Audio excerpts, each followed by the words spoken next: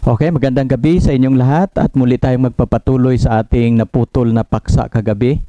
At bago tayo magpasimula sa ating pag-aaral sa gabing ito, ating yuko ang isa para sa panalangin. Dakila naming Diyos, Ama naming banal, sa gabi pong ito, nais naming idulog muli ang aming pagpatuloy sa pag-aaral sa Mateo 24. Natatapos po kami hanggang versikulo 20 at ang aming pag-aralan ngayon mula 21 to 44. Tatapusin po namin ito, Panginoon, sa gabing ito. Nawa inyong pangasiwaan, inyong pangungunahan ang aming pag-aaral. Magsasalita kayo sa amin sa pamamagitan ng inyong banal na espiritu, kayong mga ngasiwa sa ipagpatuloy naming paksa. Aming hiling at dalangin na inyong pangungunahan ito, Panginoon, hanggang matapos. At ang aming tema, the end time message for the end time scenario, nawa makikita ng aming mga viewers. Ano ba ang huling mensahe? Ano ba ang aming makikita sa huling kapanahunan? Ipapakita mo sa amin ang buo ninyong mensahe. At sa gabing ito aming tatalakayin. Salamat, Ama, sa pagdinig mo sa aming dalangin. Sa pangalan ni Jesus. Amen. Okay, magandang gabi sa lahat at nagpapasalamat uli ako sa inyong pagtunghay kagabi. At umaabot tayo ng 500 ang ating viewers na nanonood kagabi, at kanina aking tinitingnan umaabot na ng 700 dahil mayroon pa tayong mga taga-subaybay na nanonood pa rin sa ating FB sa kahit sa araw. Pero sa gabing ito, aking ini-encourage ang lahat nating mga kaibigan na manonood sa ating paksa. Huwag ninyong kalimutan i-share, no? At napapansin ko pala sa ating topic sa FB, minsan pag humihina ang aming internet, umi-stop dito sa aming studio, at kapag magpi-play na siya, bigla nakat niya yung mensahe at talon-talon yung kanyang napapansin namin. Kaya kung gusto ninyong mapapanood ng malinaw o ang buong presentation, pupunta kayo sa YouTube kasi hindi siya napuputol, no? Yun ang mas maganda na pag sa YouTube. Pag hindi ninyo natunghayan ang live natin sa gabi, bibisitahin ninyo ang ating channel sa YouTube, i-type lang ninyo John Lumingkit at mapapanood na ninyo ang ating gabi-gabi na topic. Sa gabing ito, ating ipagpatuloy ang ating yung nakikita, yung diagram. Kagabi ating pinag-aralan ang summary sa 144,000, ang Sunday Law, doon kung saan nagpasimula ang little time of trouble, at sa kalagitnaan ng Sunday Law ay close of provision sa Seventh-day Adventist, at pagkatapos noon, doon na rin nila matanggap ang tinatawag na corporate lateran. At mula noon, magpasimula ang pagsigaw sa loud cry, no? Sa huling sigaw.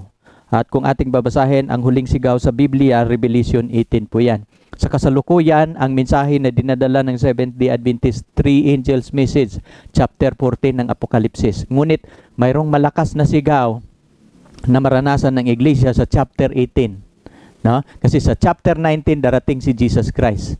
At ang malakas na sigaw ay maranasan sa chapter 18 ng Apokalipsis. At pagkatapos sa malakas na sigaw, yung loud cry, kapag matanggap na nilang banal na Espiritu Santo, general close of provision.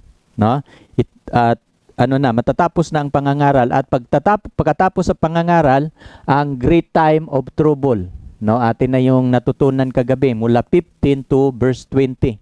Ngayon ating pag-aralan ang 21 at saka 22, sapagkat dito maranasan ang tinatawag na Jacob's trouble. No? Atin po itong isa-isahin.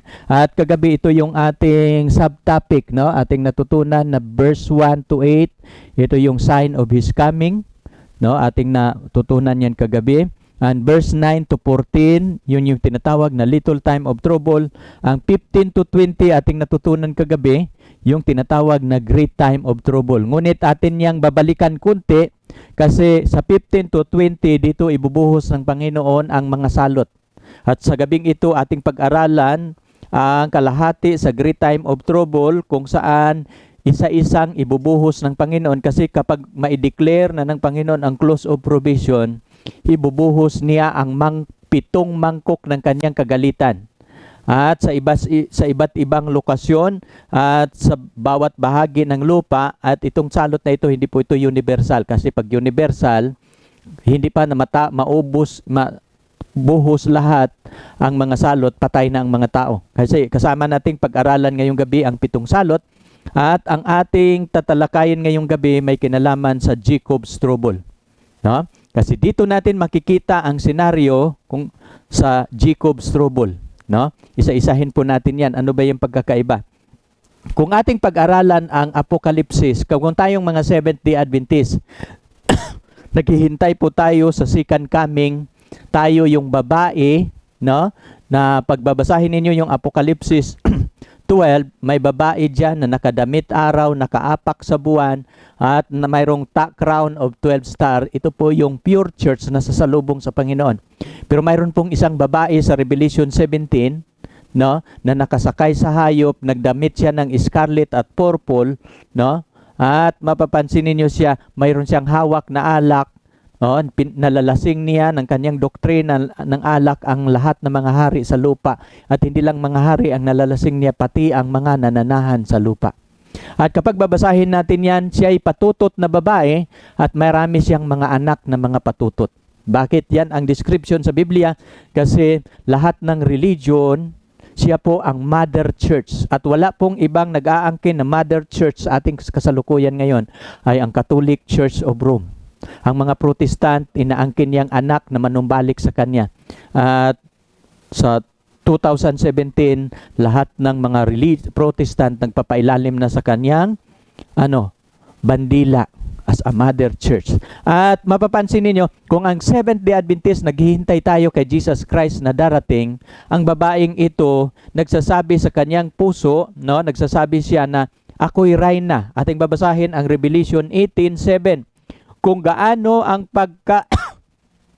kapagmapuri at pagkapamuhay sa malayaw, ay gayon din naman ang ibigay ninyo sa kanyang pahirap at pagluluksa. No? Kasi ibuhos ng Panginoon ang salot sa kanya. Sapagkat sinabi niya sa kanyang puso, ako'y nauupong reyna at hindi ako bao. Hindi ako makakakita kailanman ng pagkaluksa. No? Kung ang Seventh-day Adventist naghihintay tayo sa second coming of Christ at si Jesus Christ ay ang ating groom.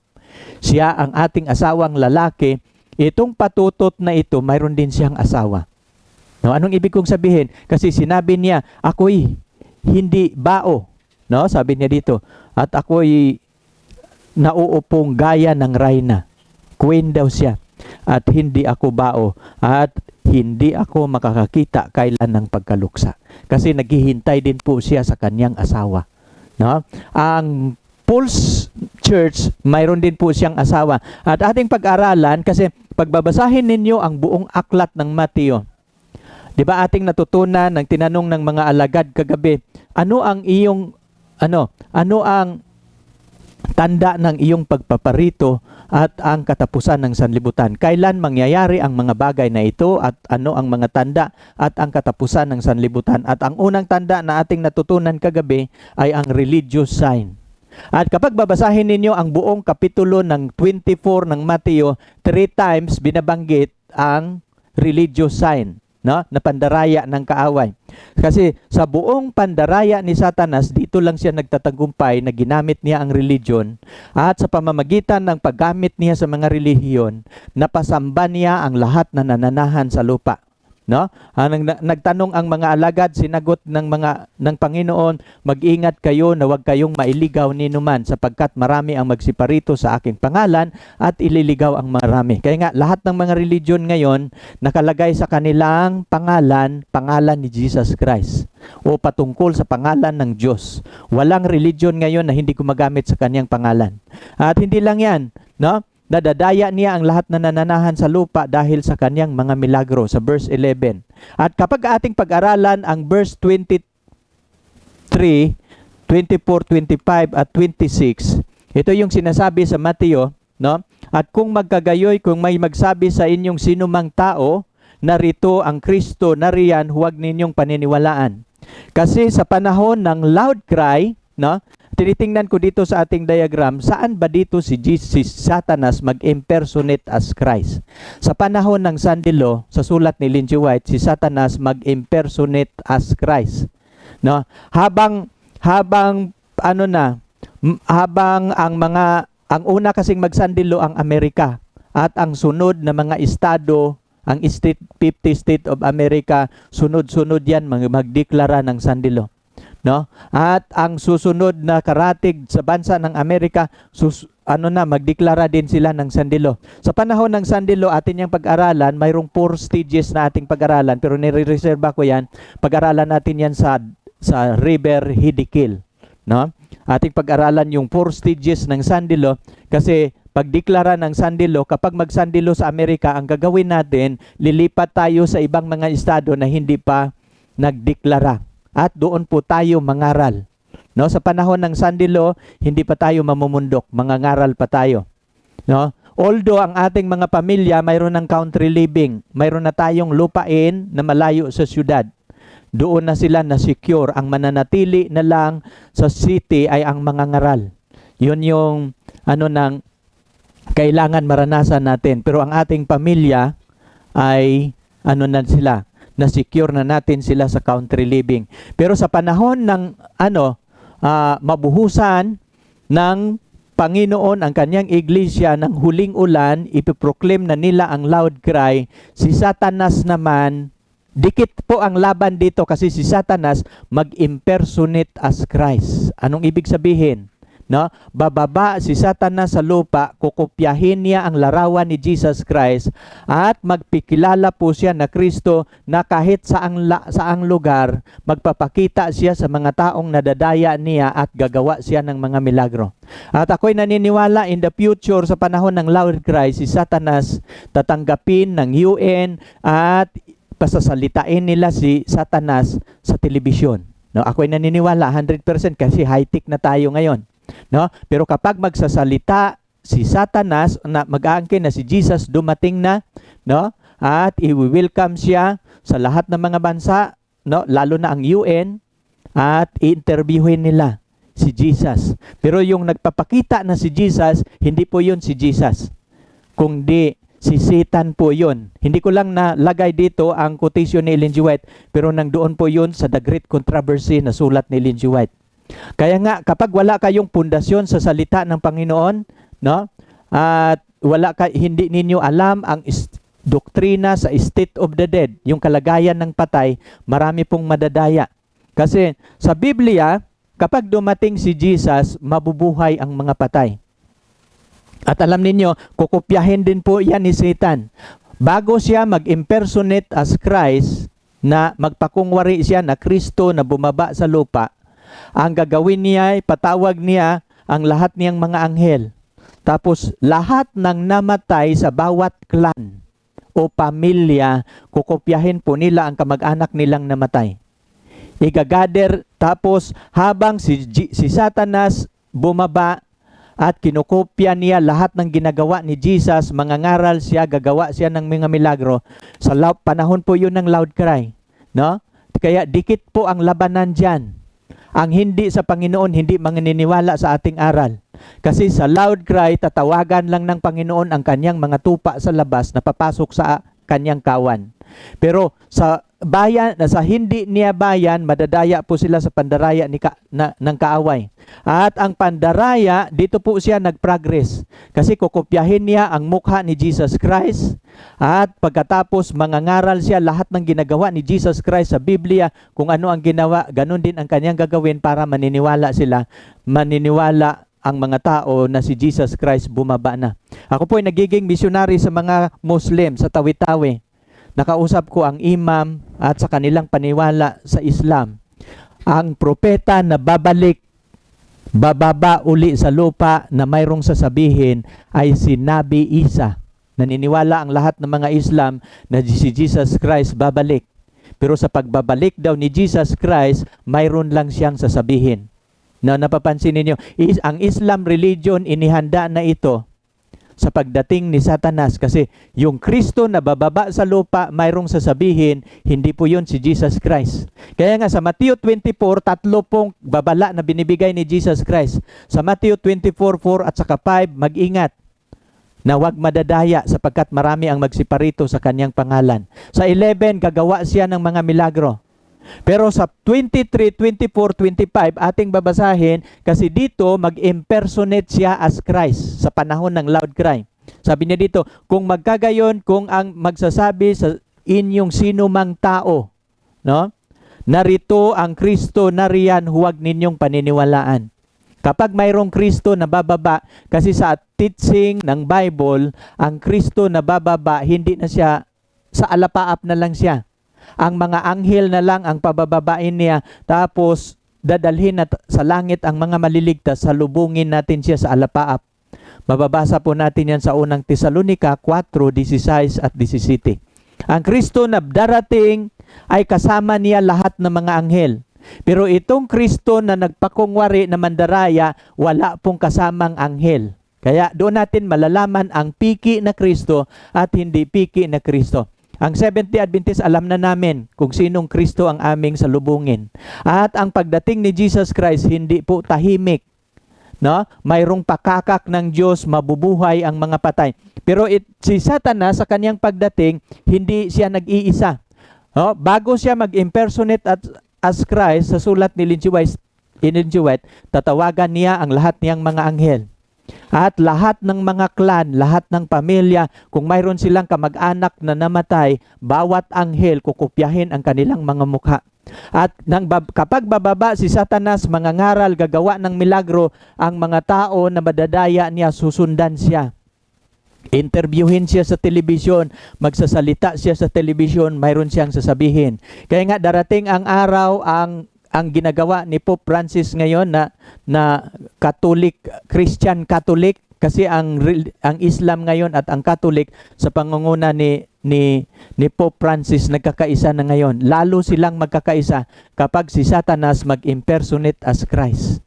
No? Kasi lahat ng sasabihin sa false Christ, ang mga Islam makikinig. No? At ganun din ang gagawin. Kaya nga sabi niya dito sa 23, kung magkagayon, kung may sino mang magsabi sa inyo, sino mang tao, narito ang Kristo, magpakilalang Kristo, mangangaral, nariyan, huwag ninyong paniniwalaan. Yan po ang binabanggit sa Matthew 24:23. Kapag may magpakilalang Kristo, huwag ninyong paniniwalaan. Kahit magsalita yon sa telebisyon, kung kayo bayan ng Panginoon. Pero sa palagay ko, wala na ring mga Kristiyanong manonood dito kasi no? Kahit magsalita sa telebisyon, huwag ninyong titingnan. Kasi kahit sa telebisyon kayo napapanood, mayroong power kapag nakikinig kayo sa kanya, mayroong hipnotismo, no? Sa 24, sapagkat may magsisilitaw na bulaang Kristo, hindi totoong Kristo, mga bulaang propeta, magpapakita ng dakilang tanda, kababalaghan, anupat, ililigaw, kung maari, pati ang mga hirang. No? Marami po dito ang maliligaw, pero sabi nito, kung maari, pero hindi pahintulutan ng Panginoon, no? Na mayroon siyang maililigaw. Ang bayan ng Panginoon ay alam nila kung ano ang nakasulat sa salita ng Panginoon, no? Yung ang bayan niya. Narito pinagpauna ko ng sinasabi sa inyo. Kaya nga kung sa inyo kanilang sasabihin, narito siya ay nasa ilang, no? Nasa isang lugar na sikrito, no? Nasa isang lugar na tago.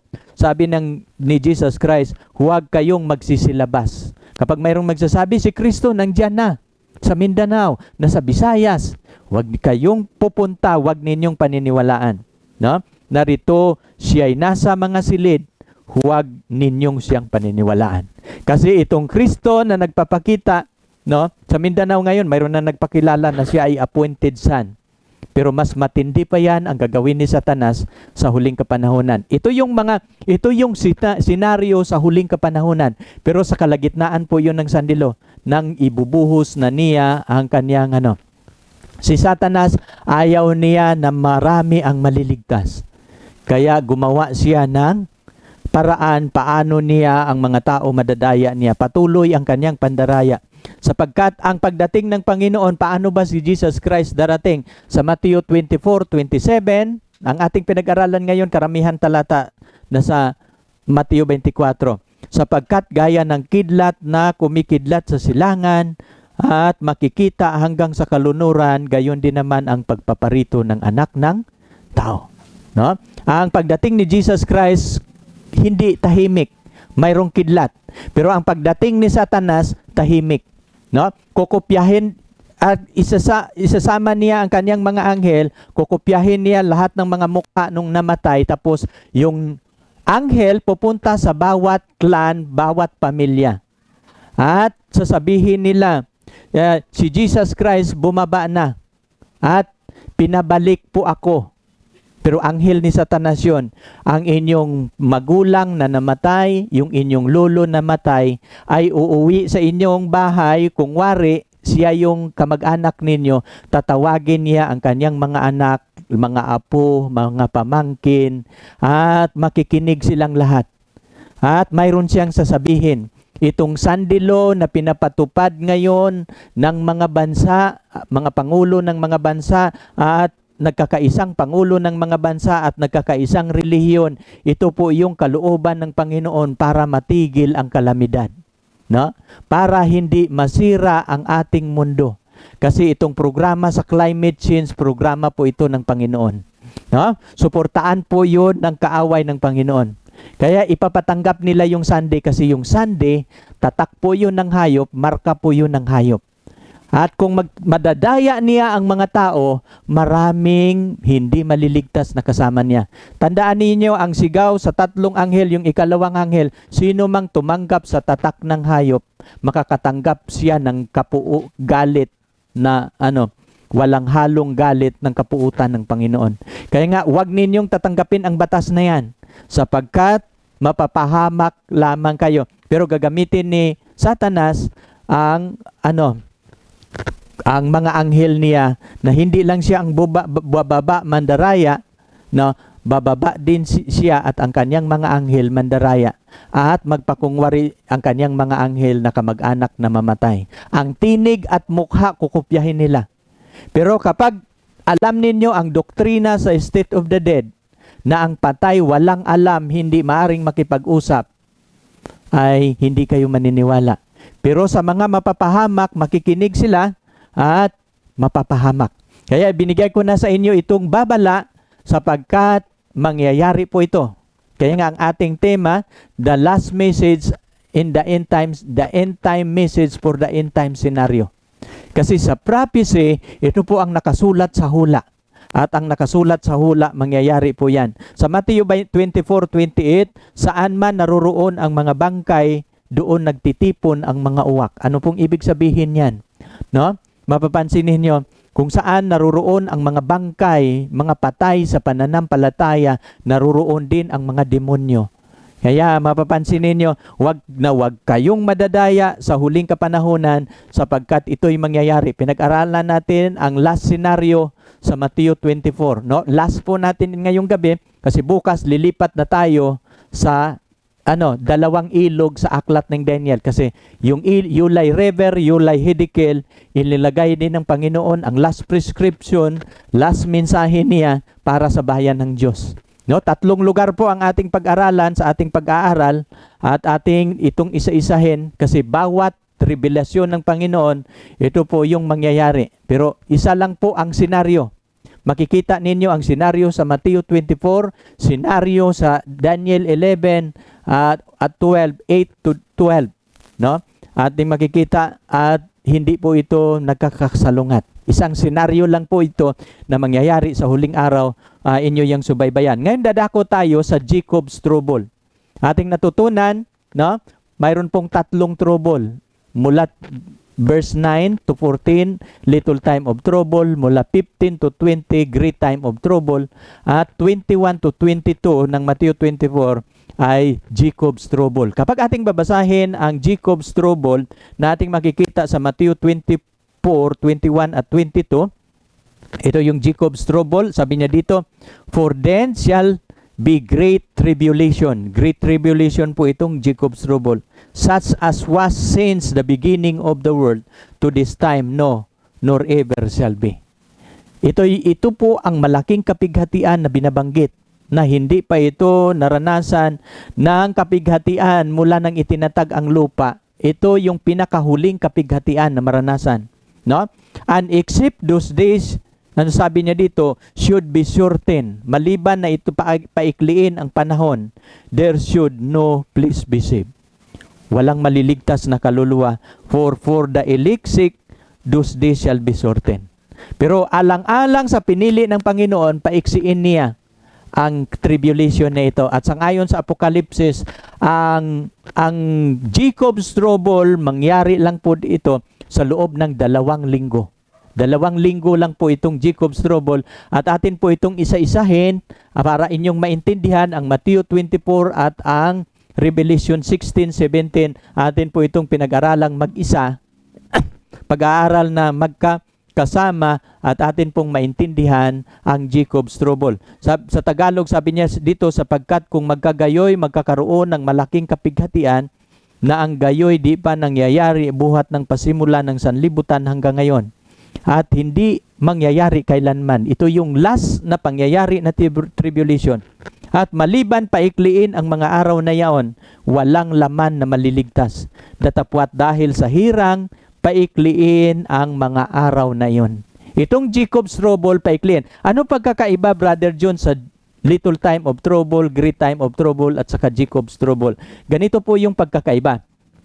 Ang little time of trouble, magpasimula sa Sandilo, sa Amerika, sangayon sa hula.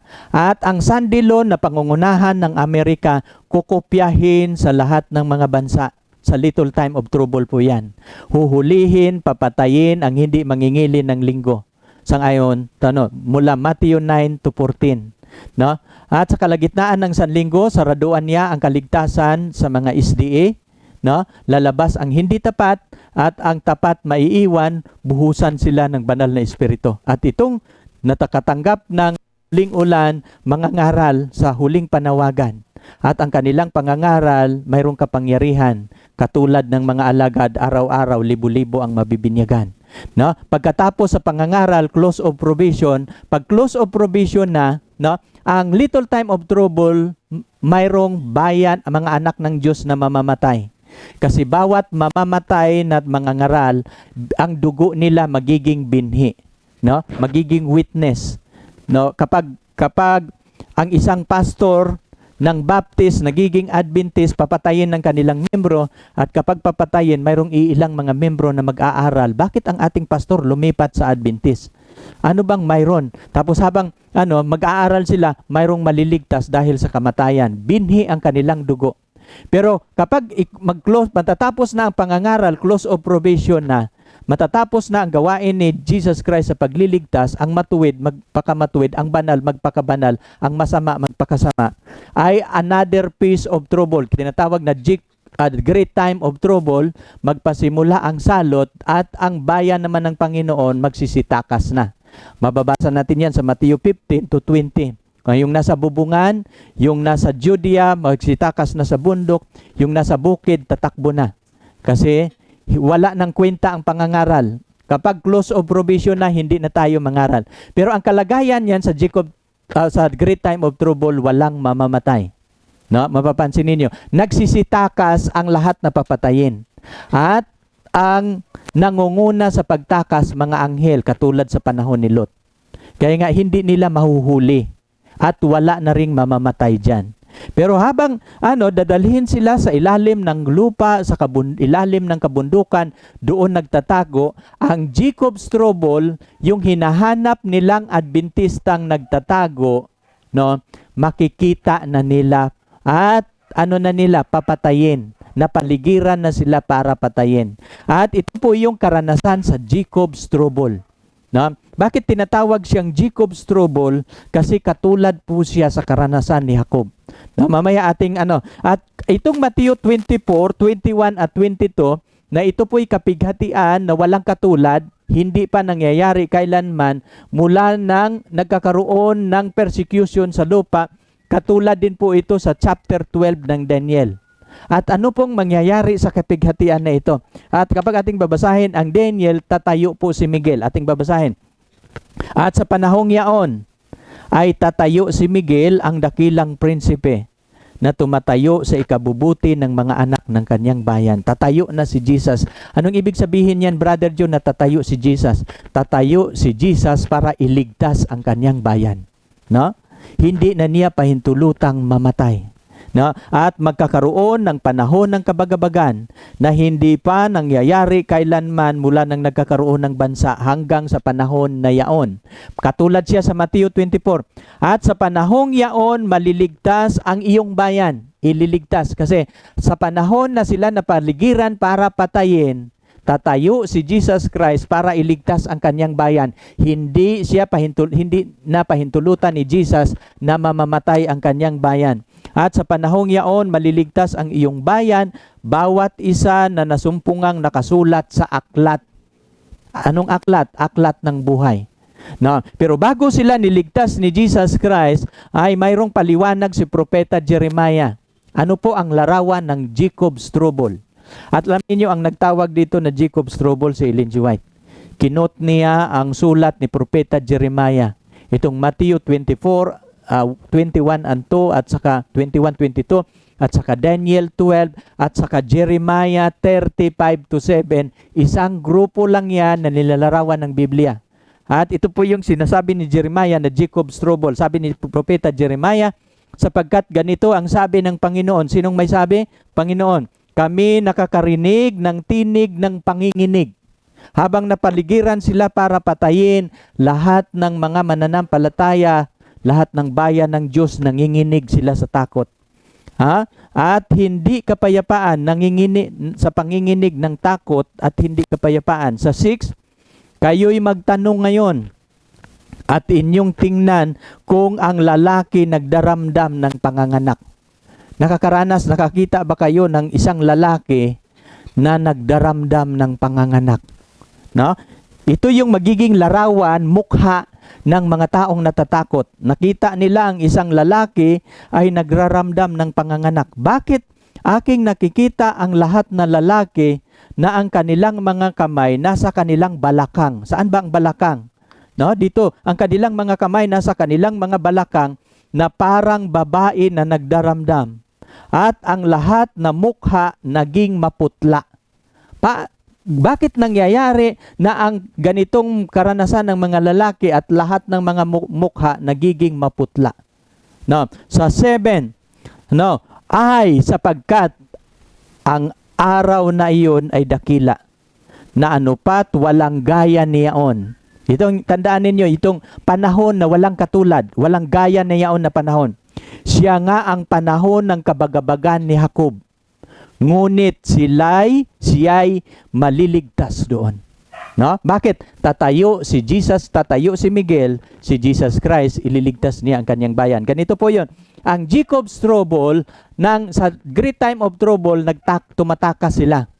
Pero sa Jacob Strobel, nakikita na sila kung saan nagtago.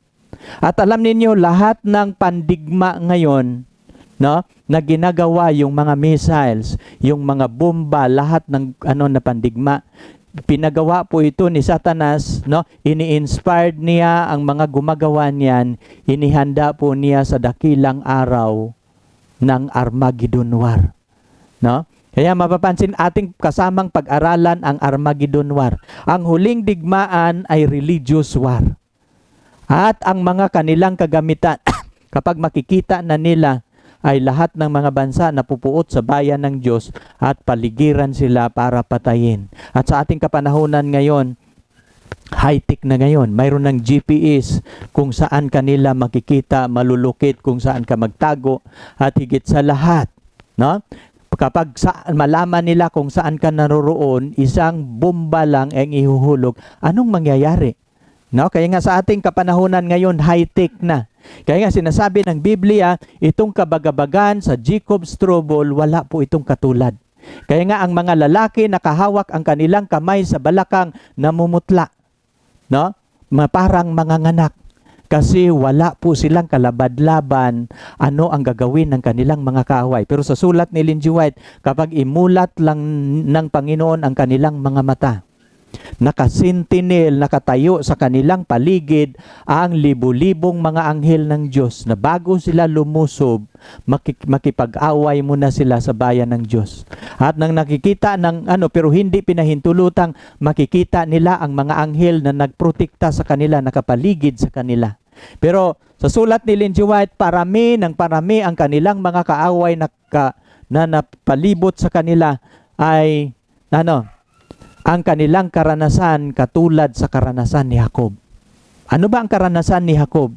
Si Jacob, nang umuwi siya after 20 years sa pandaraya sa kanyang kapatid, ay pinauwi siya ng Panginoon sa kanyang sariling lupain. Pero bago sila nagkita ni Esau, nagpaiwan si Jacob at nanalangin siya. Dalawa lang ang kanyang panalangin, forgiveness and deliverance. Kasi nanalangin si Jacob for forgiveness. Sabi niya, Panginoon, maaring ito na ang huli kong buhay. Bukas magkita ako ng aking kapatid at hindi ko alam kung ano kalaki ang kanyang galit, hindi ko alam kung ako ang kanyang papatayin. Pero gusto kong masigurado, dalawa lang ang panalangin ni Jacob, forgiveness. Patawarin mo ako sa aking kasalanan, 20 years ako. No? Ganon ang mga banal. Habang napapaligiran sila ng kanilang mga kaaway para patayin, isa lang ang kanilang panalangin. Lord, gusto kong masigurado ang iyong forgiveness, ang inyong kapatawaran, kasi ako po'y makasalanan. At kung ako'y mamamatay man ngayon, gusto kong masigurado sa kapatawaran. Pangalawa, they are praying for deliverance. Katulad ni Jacob. Itong kabagabagan ni Jacob, magiging kabagabagan sa bayan ng Diyos. Dalawa lang ang kanilang panalangin. Kapatawaran, sapagkat sila'y nagkakasala at makasalanan, pero hindi nila alam na nasusuotan na nila sila ng damit ng kalangitan. No? Nang tumakas nga sila, nakikita na nila ang mga anghel. Pero sa panahong ito ay hindi mawala sa damdamin nila na sila po'y nagkakasala, gumagawa ng kasalanan, at ang kanilang hinihingi ay siguradong kapatawaran. Bago sila mamatay, gusto nilang masigurado ang kapatawaran. Pangalawa, yung deliverance. No? Alam niyo, at habang napaligiran sila, padami ng padami, at ang hudyat ay papatayin sila.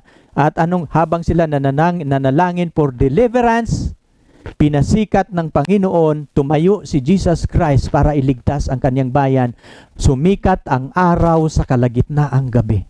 At kung inyong titingnan ang senaryo, napaligiran sila sa panahon sa gabi para patayin, biglang sumikat ang araw sa kalagitnaang gabi. No? Kung gusto ninyo yang basahin sa writings ni Ellen G. White, pwede ninyong i-download yung aklat, no? The Jacob's Trouble. Sa early writings, mabasa din ninyo po yan, at sa The Great Controversy niyang aklat. At itong Jacob's Trouble ay mangyayari po ito kasi binabanggit po ito sa Mateo 24. Itong kabagabagan ni Jacob, mangyayari po. Kaya atin po itong pinag-aralan. Kasi kung sasalubong ka sa Panginoon, kapag bilong ka sa 144,000 at sa great multitude na sasalubong na buhay, kasi dalawa po ang grupo na sasalubong na buhay.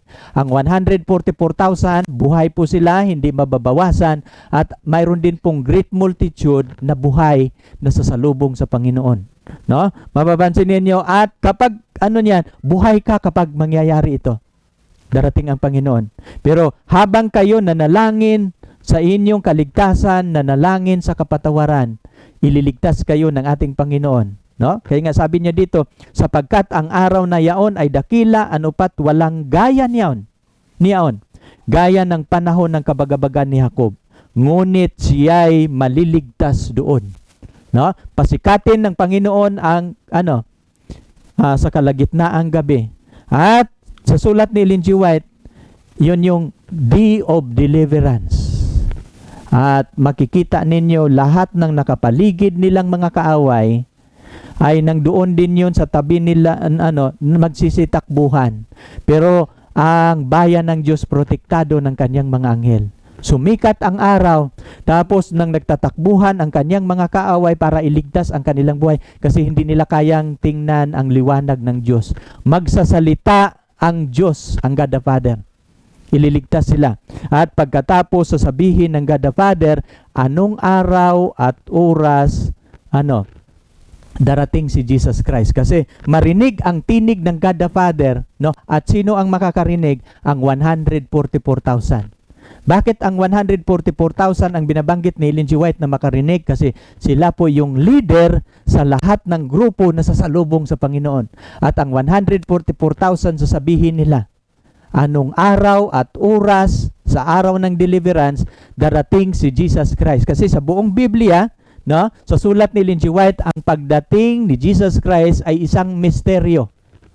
Pero itong misteryong ito, ipapahayag ng Ama anong araw at oras darating si Jesus Christ.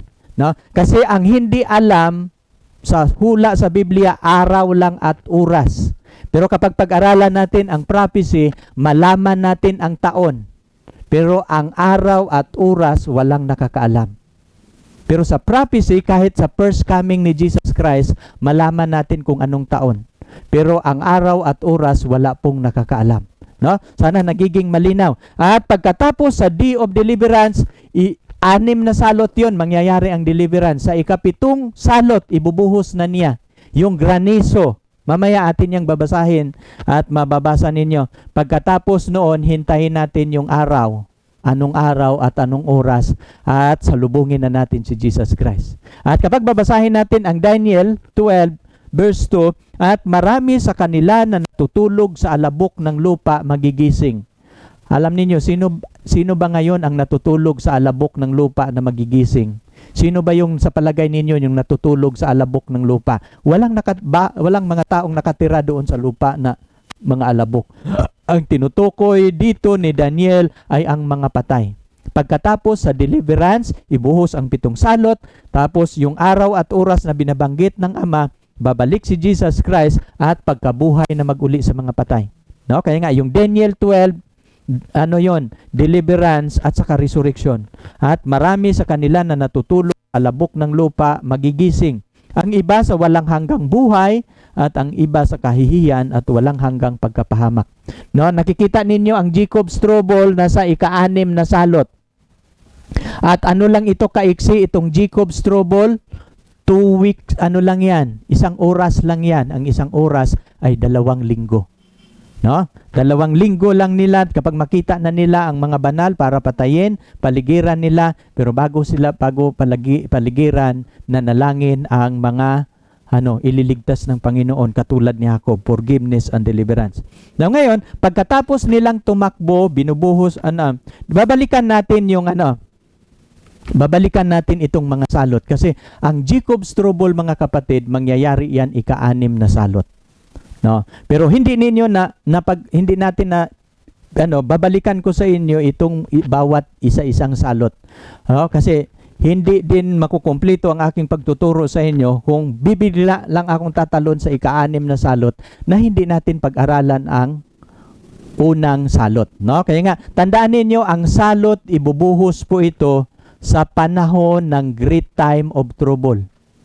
No? Pag sarado sa kaligtasan ay ang great time of trouble magpasimula, tatakas na tayo sa city, hindi na tayo mangaral at ang ibubuhos ng Panginoon ang mga salot sa lupa. Sabi niya dito sa Revelation 15 at 16 ating pag-aralan ngayong gabi. At nakita ko ang ibang tanda sa langit na dakila at kagigilalas. 7 anghel na may 7 salot, no, na siyang mga panghuli, sapagkat sa mga gayoy magaganap ang kagalitan ng Diyos.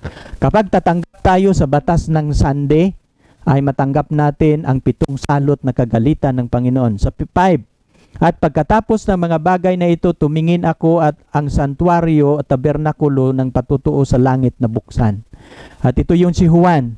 Pagkatapos ng mga bagay na ito, tumingala siya sa langit, nakita niya ang tabernakulo, santuario sa langit.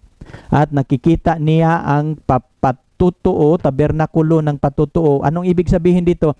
Yung kaban ng tipan, yung kaban na nilalagyan ng 10 utos. At alam niyo, karamihan sa mga religion ngayon, hindi naniniwala na mayroon pang 10 utos. Kasi karamihan sa mga relihiyon ngayon, hindi sila sumunod sa 10 utos. Pero nakita,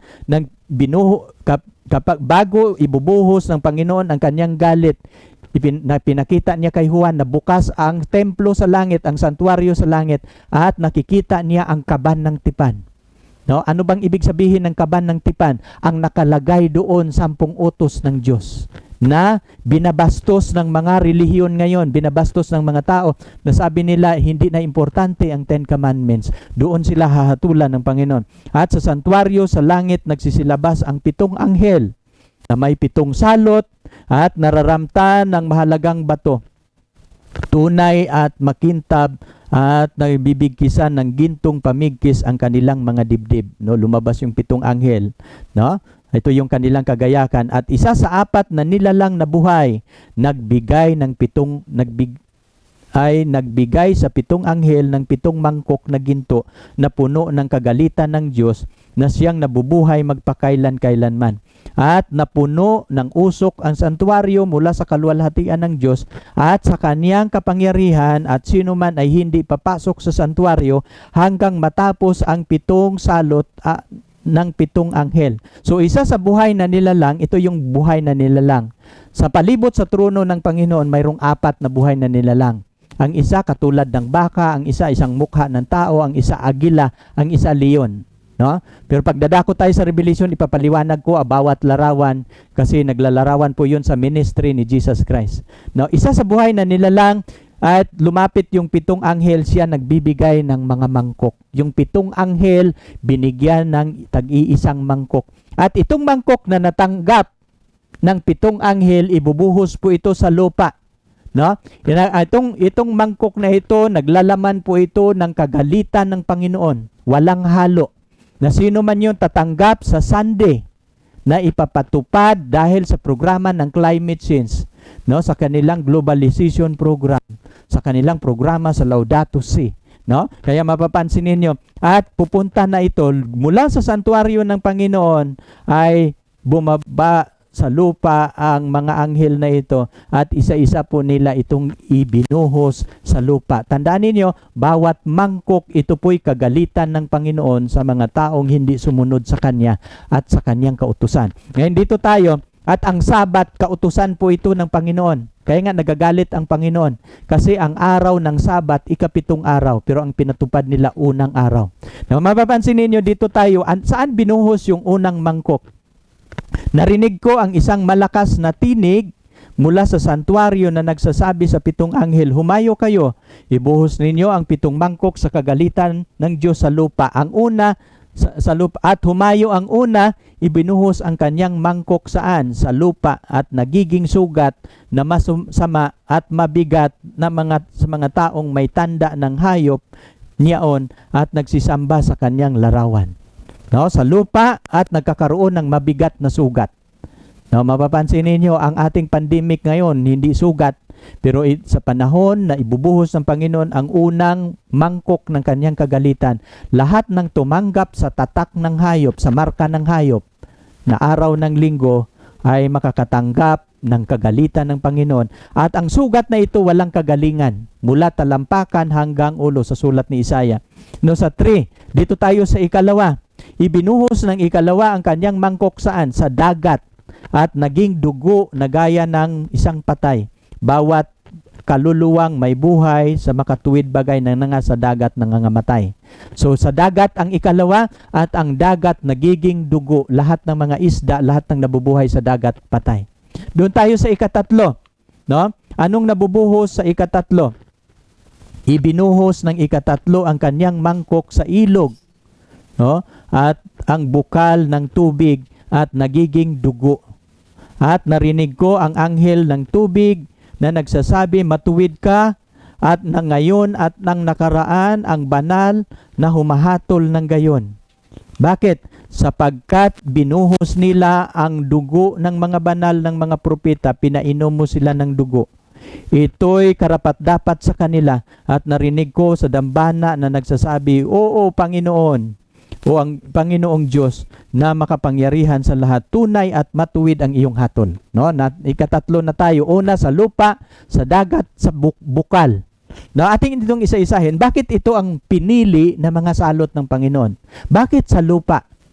Alam ninyo kung bakit nagdeklara sila ng sandilo? Dahil sa pagpaganda sa lupa. no? Kanilang aayusin ang problema ng lupa, gumagawa sila ng magandang programa sa climate change kasi gusto nilang pagagandahin ang lupa, no? Gagawin nilang paraiso ang lupa. Pero mapapansin niyo sa kanilang ginawa, doon binubuhos ng Panginoon ang salot. Bakit yung dagat at bukal nagiging dugo? Kasi throughout history, ang bayan ng Diyos pinapatay. No?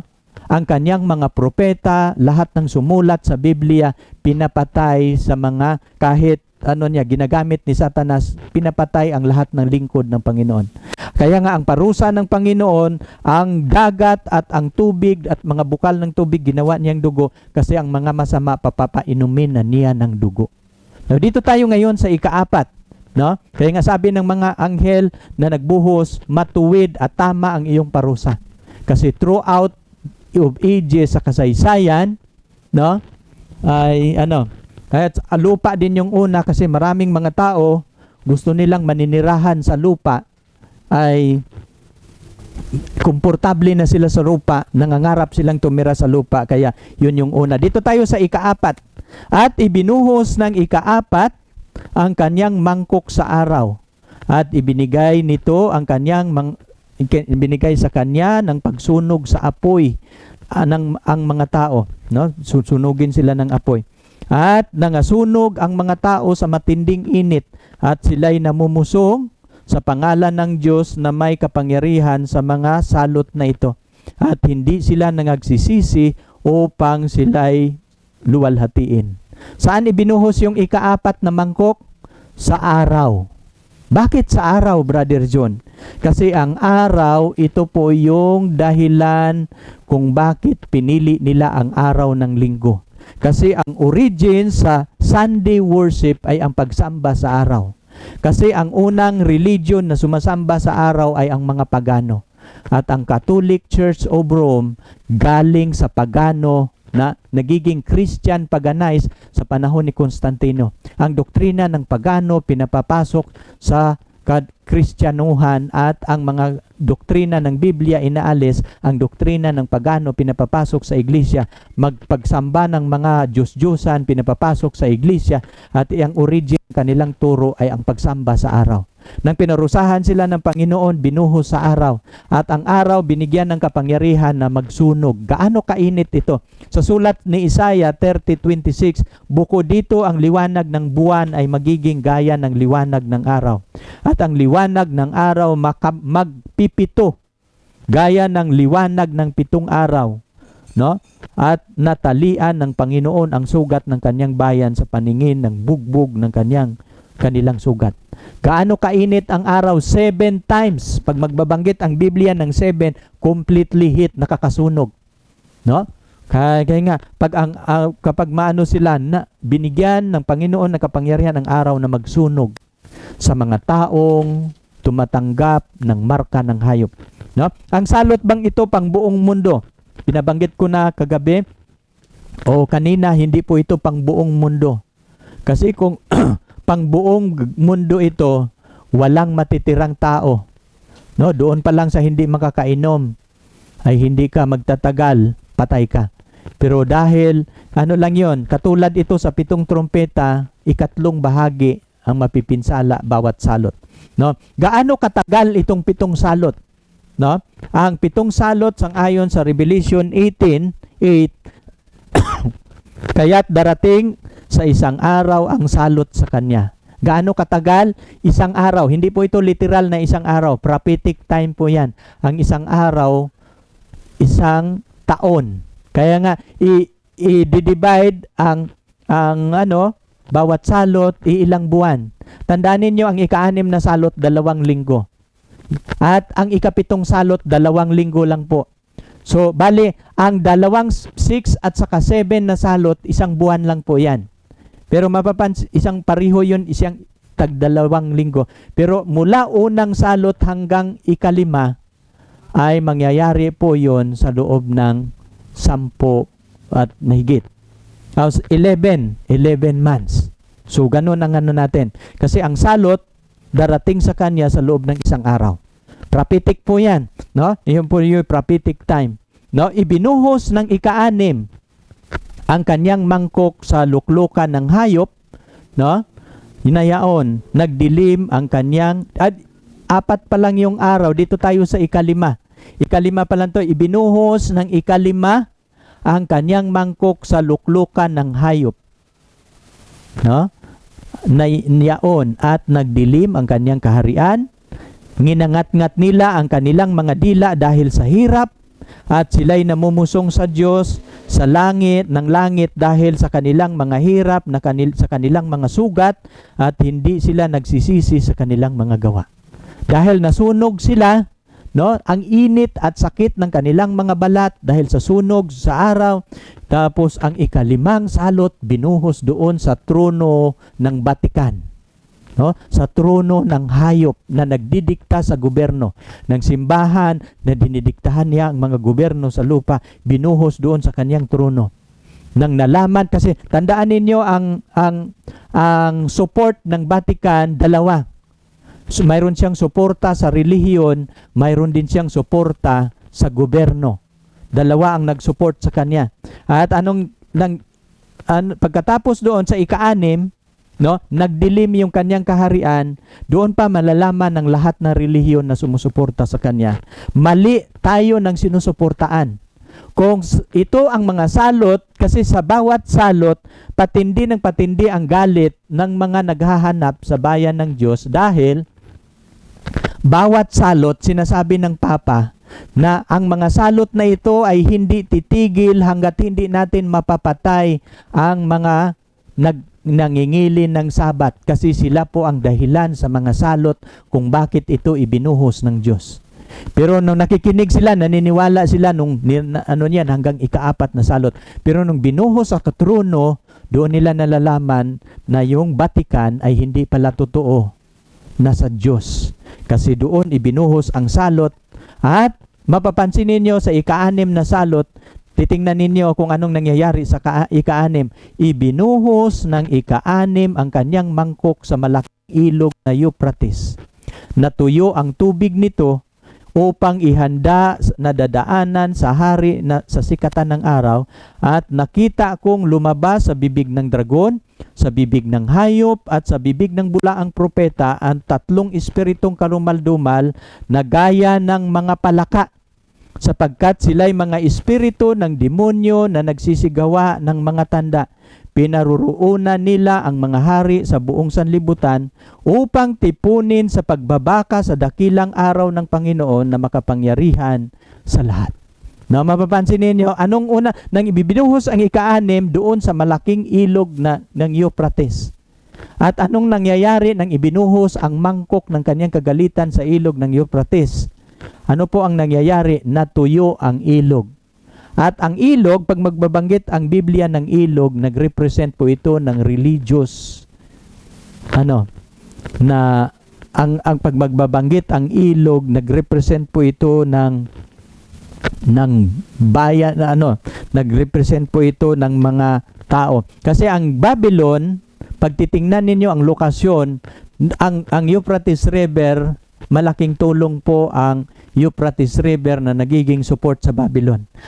Sila po ang nirepresentahan sa religious support. Lahat ng mga relihiyon sumusuporta sa kanya. Pero paano ba nagapi, paano ba natalo ni Zero ang Babylon? Pinaiga niya ang Euphrates River. At lumusob siya, dumaan sa ilalim na hindi na sarado na mga pinto. At doon nila natalo ang Babylonia nang naiga ang Euphrates River. At alam ninyo, paano din matatalo ang spiritual Babylon? Paigahin ng Panginoon ang Euphrates River. Binuhos sa Euphrates ang religious support, paiigahin niya. No? Anong ibig sabihin? I-withdraw nila ang support. Lahat ng mga religion na nagsuporta, ang Islam, Hinduism, Taoism, lahat ng Hism, Judaism, no? At lahat ng mga Protestant, doon nila malalaman na sa 5 pa lang, nalalaman na nila, sa 6, i-withdraw na nila. Nagkamali tayo. Yung ating inuusig, sila ang totoong bayan ng Diyos. Ngayon, hahanapin natin sila, hanapin natin sila para tanggapin natin ang kanilang aral at Kasi gusto nilang maligtas. Pero katulad ng nakasulat sa Amos 8:11, no? Mayroong araw ng tagutom. Anong sabi niya dito sa tagutom na yan? Tagutom hindi sa tinapay, kauhaw hindi sa tubig, kundi sa salita ng Panginoon. Magparuot sila parito, tatawid sa mga karagatan, hindi nila masusumpungan ang salita ng Panginoon. Ika-6 na salot na po yan. At dahil nag-withdraw ang spiritual support, ang suporta ng relihiyon sa Vatican, ano ang mangyayari? Hindi pa nila napatay ang bayan ng Diyos. Kaya nga, bago ang Jacob Strobel, ito po yung isa-isang mangyayari. Ibubuhos ang bawat salot. At sa ika-6, no, nang nag-withdraw na ang relihiyon, ayaw na nang suportaan ang Vatican, no, anong gagawin nila? Hindi pa nila napapatay ang mga hinahanap nilang Sabbath keeper, tapos i-withdraw na nila ang support. Itong gagawin ni Satanas. Itong Trinity ni Satanas na dragon, hayop at saka bulaang propeta, mula sa kanilang bibig lalabas ang espiritong karumal-dumal. Sa verse 13, nakita kong lumabas sa bibig ng dragon at sa bibig ng hayop at sa bibig ng bulaang propeta at 3 espiritong kadumal-dumal na gaya ng palaka. Mula sa bibig ng 3 Trinity ni Satanas, lumabas ang espiritong karumal-dumal na gaya ng palaka. Saan sila pupunta? No, sa verse 14, sapagkat sila'y mga espiritu ng mga demonyo na nagsisigawa ng mga tanda. Ito yung mga espiritu ng demonyo na gumagawa ng milagro. At pinaruruunan nila ang mga hari sa lupa. No? Sa buong sanlibutan upang tipunin sa pagbabaka sa dakilang araw ng Diyos na makapangyarihan sa lahat. So nang nag-withdraw ang religious support, lumabas yung 3 palaka, pumupunta siya sa mga hari sa lupa. Anong dahilan kung bakit siya pumunta sa mga hari? Ang political power ang magpapatuloy sa pag-uusig. At nung lahat ng mga pandigma, sinusuportaan siya ng mga pangulo ng bansa. Ang unang nagsuporta sa kanya sa persecution ay ang religion. Pero ikalawang nagsupport, kasi iniwan na siya ng mga relihiyon, ay no? Ang Euphrates River, siya yung nagsupport sa Babylon. Pero paiigahin yun ng Panginoon kasi gigirahin na siya ng Panginoon. Inahenda ito sa dadaanan ng hari sa silangan, at ang hari sa silangan na darating tatalo sa spiritual Babylon ay si Jesus Christ. No? Maiga mo na ang suporta ng religion sa kaya nga yung panawagan ni Papa ngayon na suportaan siya, nakikita na natin lahat ng mga Protestante, Islam, lahat ng mga religion. Gusto ninyong panoorin, titingnan ninyo sa YouTube, makikita ninyo kung gaano siya sinusuportaan ng lahat ng mga relihiyon. Ang kulang na lang magsuporta sa kanya ngayon ay mga pangulo ng bansa. Kapag makukumpleto na yan, kaya nga, tandaan ninyo sa sulat ni Ellen G. White, the final movement, no, ang dalawang movement ang ating titingnan sa paghihintay ng Panginoon. Ang movement ni Jesus Christ ng mga tanda ang ating titingnan, at ang prophecy, pangalawang movement, ang movement ng kaaway. Paano nila gagawin ang kanilang bahagi sa malaking labanan. Dalawang movement ang ating At ang movement ng kaaway, tinatawag po ito itong dalawang movement, tinatawag ito ni Ellen G. White, the final movement. No? At sabi ni Ellen G. White, the final movement will be rapid one. No, mapapansin niyo, mabilis yung kanilang mga programa sa pagpatupad. Bago lang tayo nagka-COVID, maya-maya dinideklara na nila ang new normal. Pero ang ating patutunguhan, papunta tayo sa New World Order. Maraming mga batas ang ipapatupad at magugulat ka. Sa ating kapanahonan ngayon, sa new normal na pinapatupad nilang batas, walang nagagawa ang human rights. Kasi masagasa ang mga batas ng human right. Mayroon bang nagagawa ang human right ngayon? Anong implementation ng WHO ay walang magagawa ang human rights dahil sa pandemic. Ngayon mapapansin ninyo na dito tayo sa kasunod. Bakit palaka ang ginagamit dito sa larawan? At kung inyong pag-aralan ang 7 salot, sa 10 salot sa Egypt, 3 lang doon ang nakopya sa mga magikero ni Pero. Yung una, yung ahas. Sabi ni Moses, sabi ng anong patunay mo na ikaw ay sugo ng Diyos? Sabi ng Panginoon, itapon mo ang tungkod, magiging ahas. Tinawag ni Pero ang kanyang magikero.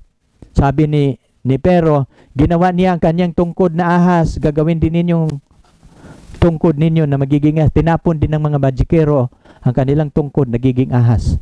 Pangalawa, ginawa ang Nile River na dugo ay nakopya din ng kanyang mga magikero. Ikatatlo na palaka, nakopya din. Pero yung huli na lang yun na nagawa ng magikero, yung palaka. Ang palaka, ang larawan ng palaka, this is the last. Ito yung huling kapangyarihan na gagawin ni Satanas to deceive the whole world. No? At hindi na niya kayang kopyahin ang mga salot doon sa Egypt. Ito yung panghuli niya. At ito ding ginagamit sa Revelation, panghuli niya na itong pandaraya na lumabas mula sa dragon, mula sa hayop at sa bulaang propeta, na ito yung dahilan kung bakit ang mga relihiyon ngayon gumagawa ng maraming milagro. No? Ganunin lang nila ang mga may sakit ay matutumba ang mga tao. Huwad po yan kasi si Jesus nagpagaling ng sakit, walang natutumba. Bumabangon, no? Ang mga may sakit. Pero itong mga relihiyon na nagpapagaling ng sakit, igaganon lang nila, natutumba. Hindi po yun katulad sa kapangyarihan ng Panginoon, no? Mga false miracles po yun sila.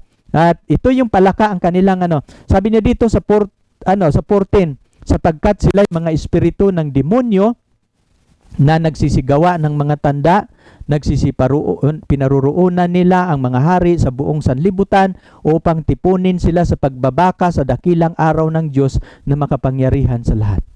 Saan pumunta yung tatlong palaka? Lahat ng mga hari sa lupa. Kaya nga, ilan yung mga kaya nga sa 16, sa araw na ito, narito ako'y pumamparito na gaya ng nagmagnanakaw. Mapalad siyang nagpupuyat, nag-iingat ng kanyang damit, baka siya'y lumakad na hubad at makita nila ang kanyang kahubaran. At tinipon sila sa isang dako sa Hebreo na tinatawag na Armageddon. At ito yung huling gera. At alam niyo yung Armageddon, kailan mangyayari ang gera? Sa ika-6 na salod. Pagkatapos maiga ang Euphrates River, pupunta ang tatlong palaka sa mga hari ng lupa at ang hari mag-response. Kasi hindi pa nila nakikita ang kanilang papatayin, mga 70 Adventist na nangingilin ng Sabat, ay kailangan magtulong-tulong sila para kanilang hanapin. No? At mapapansin ninyo, dito tayo sa gaano kadami itong mga hari na pupuntahan ng tatlong palaka. No? Ilan? Kasi maraming mga hari. Mayroon tayong 200 mahigit na mga bansa. Ilan ba ang titipunin niya? Pag magbabanggit ang Biblia ng 10, signifies po yan sa universal or universal po ang ibig sabihin ng 10. Pag ating babasahin po kaya nga pinuntahan niya ang mga hari sa buong sanlibutan po yun, suportahan ang Batikan.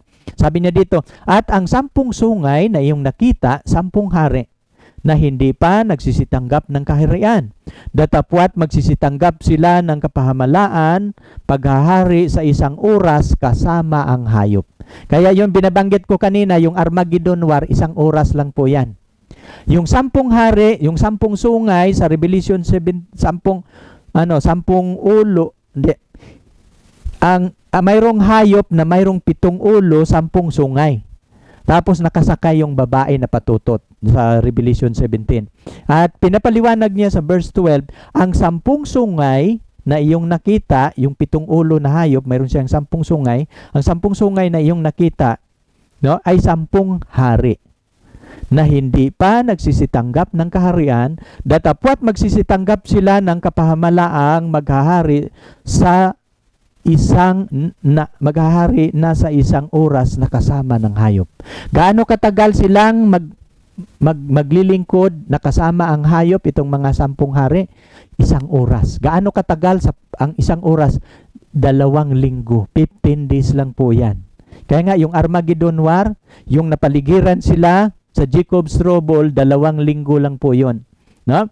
At ang mga ito'y may isang kaisipan. Itong 10 hari, yung mga hari sa buong lupa, kasi universal po pagkabag-ibig sabihin ng 10, ang mga ito'y may isang kaisipan. At ibibigay nila ang kanilang kapangyarihan, kapahamalaan sa hayop. Ang hayop, ito po yung trono ng Vatican, no? Ang religious leader, ang religion ng Catholicism. Lahat silang mga hari, susuportaan nila ang programa ng Vatican. At makipagbaka ang mga ito, saan? Laban sa kordero. Itong mga hari na pinuntahan ng 3 palaka na sumusuporta sa papacy, ay makipagdigma ito laban sa kordero. Sino itong kordero? Si Jesus Christ. No? At sila'y dadaigin ng kordero, sapagkat siya ang Panginoon ng mga Panginoon at Hari ng mga hari, at nakasama niya ang tinatawag na pinili, tapat at manaig. Kaya nga, napapansin ninyo, yung Jacob Trouble na napapaligiran sila para patayin, nakapaligid din ang mga anghel ni Jesus Christ. At kapag maghudyat na sila, nagigirahin, papatayin, pasisikatin, bigla lang pasisikatin ng Panginoon ang araw sa kalagitnaang gabi, at ano na nila, hindi na nila makita ang mga banal. Kasi ang liwanag ng kalangitan ay nagugulat sila, at tatakbo sila upang iligtas nila ang kanilang buhay, kasi day of deliverance na po yun. Kaya nga ating pag-aralan ng mabilisan yung gera ng Armageddon. Ang gera ng Armageddon, mababasa po natin yan sa Revelation 16, sa ika-6 na salot. No? What is the Armageddon War? Ang Armageddon War, ang word na Armageddon, galing po siya sa 2 root word, har at Megiddo, no? Sa Hebrew. Ang har ay ibig sabihin bundok. Ang Megiddo, kongregasyon. Magera ang 2 grupo sa isang bundok, katulad sa kapanahunan ni Elias, no? Ang propeta ni Baal laban sa propeta ng Diyos na si Elias, no? Mapapansin ninyo, at makikita ang kapangyarihan ng Diyos sa bundok na yon. Kaya nga tinatawag yun na Armageddon War. Habang napaligiran nila ang bayan ng Diyos para patayin, makikita ang kapangyarihan ng Diyos sa bundok na yon. At ang bayan, ang na yon, papatayin nila. Sa katulad sa Mount Carmel, pinatay ang mga propeta ni Baal. Ganon din dito ang mangyayari sa gera ng Armageddon War. Kasi pagdating ng deliverance, pasisikatin niya ang araw sa kalagitnaang gabi. Magsisatakbuhan ang mga ang nakipaggira sa bayan ng Diyos. Pero pagdating ni Jesus Christ, papatayin silang lahat. Katulad sa gera ng Carmel, lahat ng mga propeta ni Baal pinapatay sa utos ni propeta Elias. Ganon din ang mga propeta, no, na propeta ni Baal. Ito po ang huling digmaan, makipaggera, no, ang kongregasyon ni Satanas sa kongregasyon ng Diyos, pero mangyayari ang deliverance, no? The word Armageddon means Mount of Congregation, no? In other words, before the final spiritual war, there will be a final gathering time. No, bago mangyayari ang gera ng Armageddon War, mayroon munang final gathering time. At ang ginagawa ni Satanas ngayon, busy siya sa pagbiktima ng mga taong mapapahamak, no? Mga relihiyon na ginagamit niya na hindi tumutupad sa kanyang kautusan. Lumalaban po 'yon sa panggoberno ng Diyos, no? Kasi ang panggoberno ng Panginoon mayroong kautusan, no? At alam ninyo, bago pa si Satanas nahulog sa lupa, sa langit pa lang siya, pangarap na niya ang makipaggera sa Diyos. At saan po natin yan mababasa? Sa Isaiah 14:13-14. Sabi niya dito, "For thou hast said in thine heart, I will ascend unto heaven, I will exalt my throne above the stars of God." Sa mataas sa mga anghel ng Diyos ang kanyang trono. "And I will sit also upon the mount of the congregation." Itong Mount of Congregation, ito yung bundok ng Megiddo, no? "In the sight of the north, and I will ascend above the heights of the clouds, I will be like the Most High." No? Pati ang pagdating ni Jesus Christ, kukopyahin niya. Kung wari, bumababa siya sa alapaap at ng pagbaba niya sa alapaap, aapak siya sa lupa, mangangaral. Pero ang tagasunod niya na madadaya, yung mga pangalan hindi nakasulat sa aklat ng buhay. Armageddon, sabi dito, Armageddon is the final battle between good and evil and begin from Lucifer's heart and will climax in these last days. This war is the final showdown between Satan's people and God's people. This war is not referring to the literal war but spiritual war. No? Itong Armageddon war. Kaya nga, paano ba bumagsak? No? Ito yung Babylon, nakikita ninyo ang ilog ng Euphrates, patutuyuin po yan kapag darating si Jesus Christ, at symbol po yan sa religious support. Itong ilog, nagsimbolo po yun ng relihiyon na sumusuporta. Pero ang relihiyon, maiga. Pero mag-take over ang mga hari para ipagpatuloy ang persecution. No? Paano bumagsak ang kaharian ng Babylon? No? Mapapansin ninyo, nung ginamit niya ang mga banal na bagay na gumawa siya ng batas na iinuman ang kupa ng Panginoon, bumagsak siya sa kanyang mga kaaway. Ganon din po ang spiritual Babylon. Kapag gagawin niya na ang banal na bagay ng Panginoon, ay kukontrahin niya, gagawa siya ng batas laban sa batas ng Diyos, doon babagsak ang Babylon. Ang batas ng Panginoon sa araw ng Sabat na ginawa niyang banal, papalitan niya ng furious na hindi banal, doon ang kanyang kasalanan makaabot sa langit.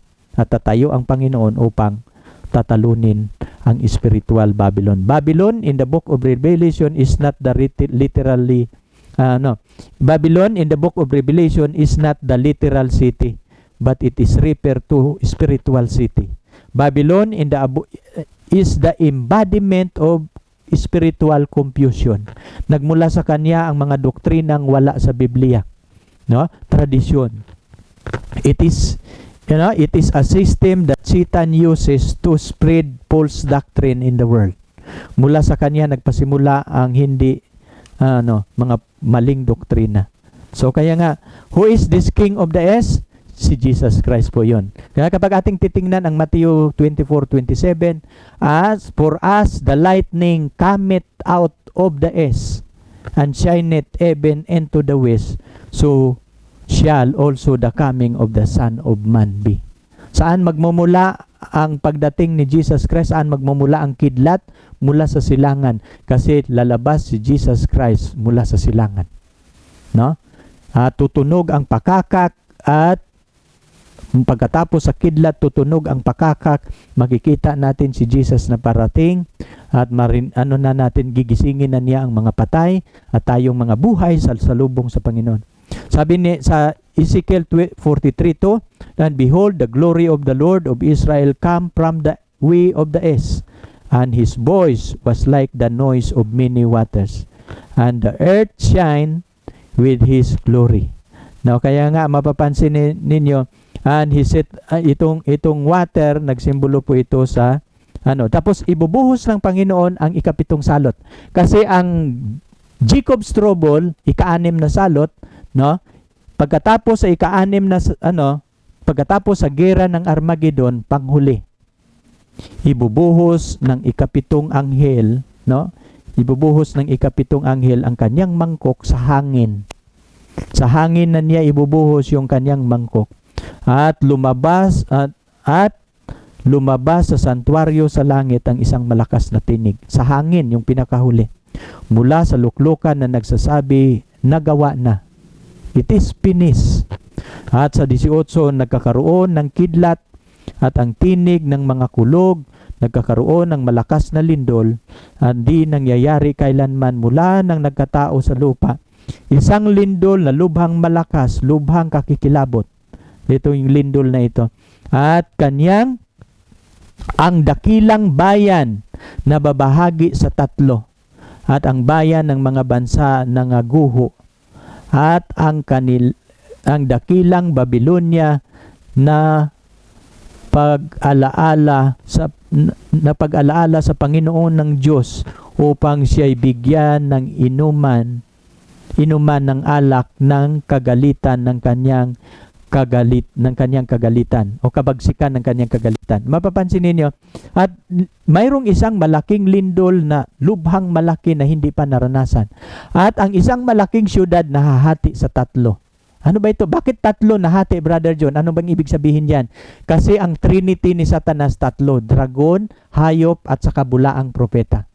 Ang isang malaking syudad sa Babylonia nahati sa tatlo.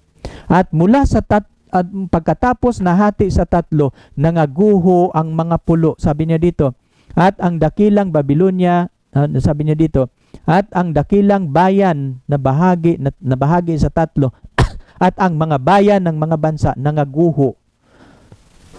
At ang dakilang Babylonia nangaguho. Pag naguho itong nahati sa tatlo, at naguho, tatlo lang ang kanilang direksyon, nagaguho itong mga bansa sa lupa dahil sa napakalakas na lindol. At sa 20, sabi niya dito, tumakas ang bawat pulo at ang mga bundok, hindi na nasusumpungan. At malaking granizo, no? Nakasing laki ng talento, ang nagkakaroon ng ulan ng yelo, no? At kasing laki ng talento ang bawat patak. Ang talento 50 kilos po ito. No? Lumagpak sa mga tao buhat sa langit at namumusong ang mga taon sa Diyos dahil sa salot ng granizo, sapagkat ang salot na ito lubhang malaki. No? Pagkatapos sa salot, then the second coming of Christ. Tandaan ninyo, sa ika-6 na salot, doon sasabihin ng God the Father anong araw at oras darating si Jesus Christ, at pagkatapos noon, hintayin na natin, no? At salubungin na natin siya.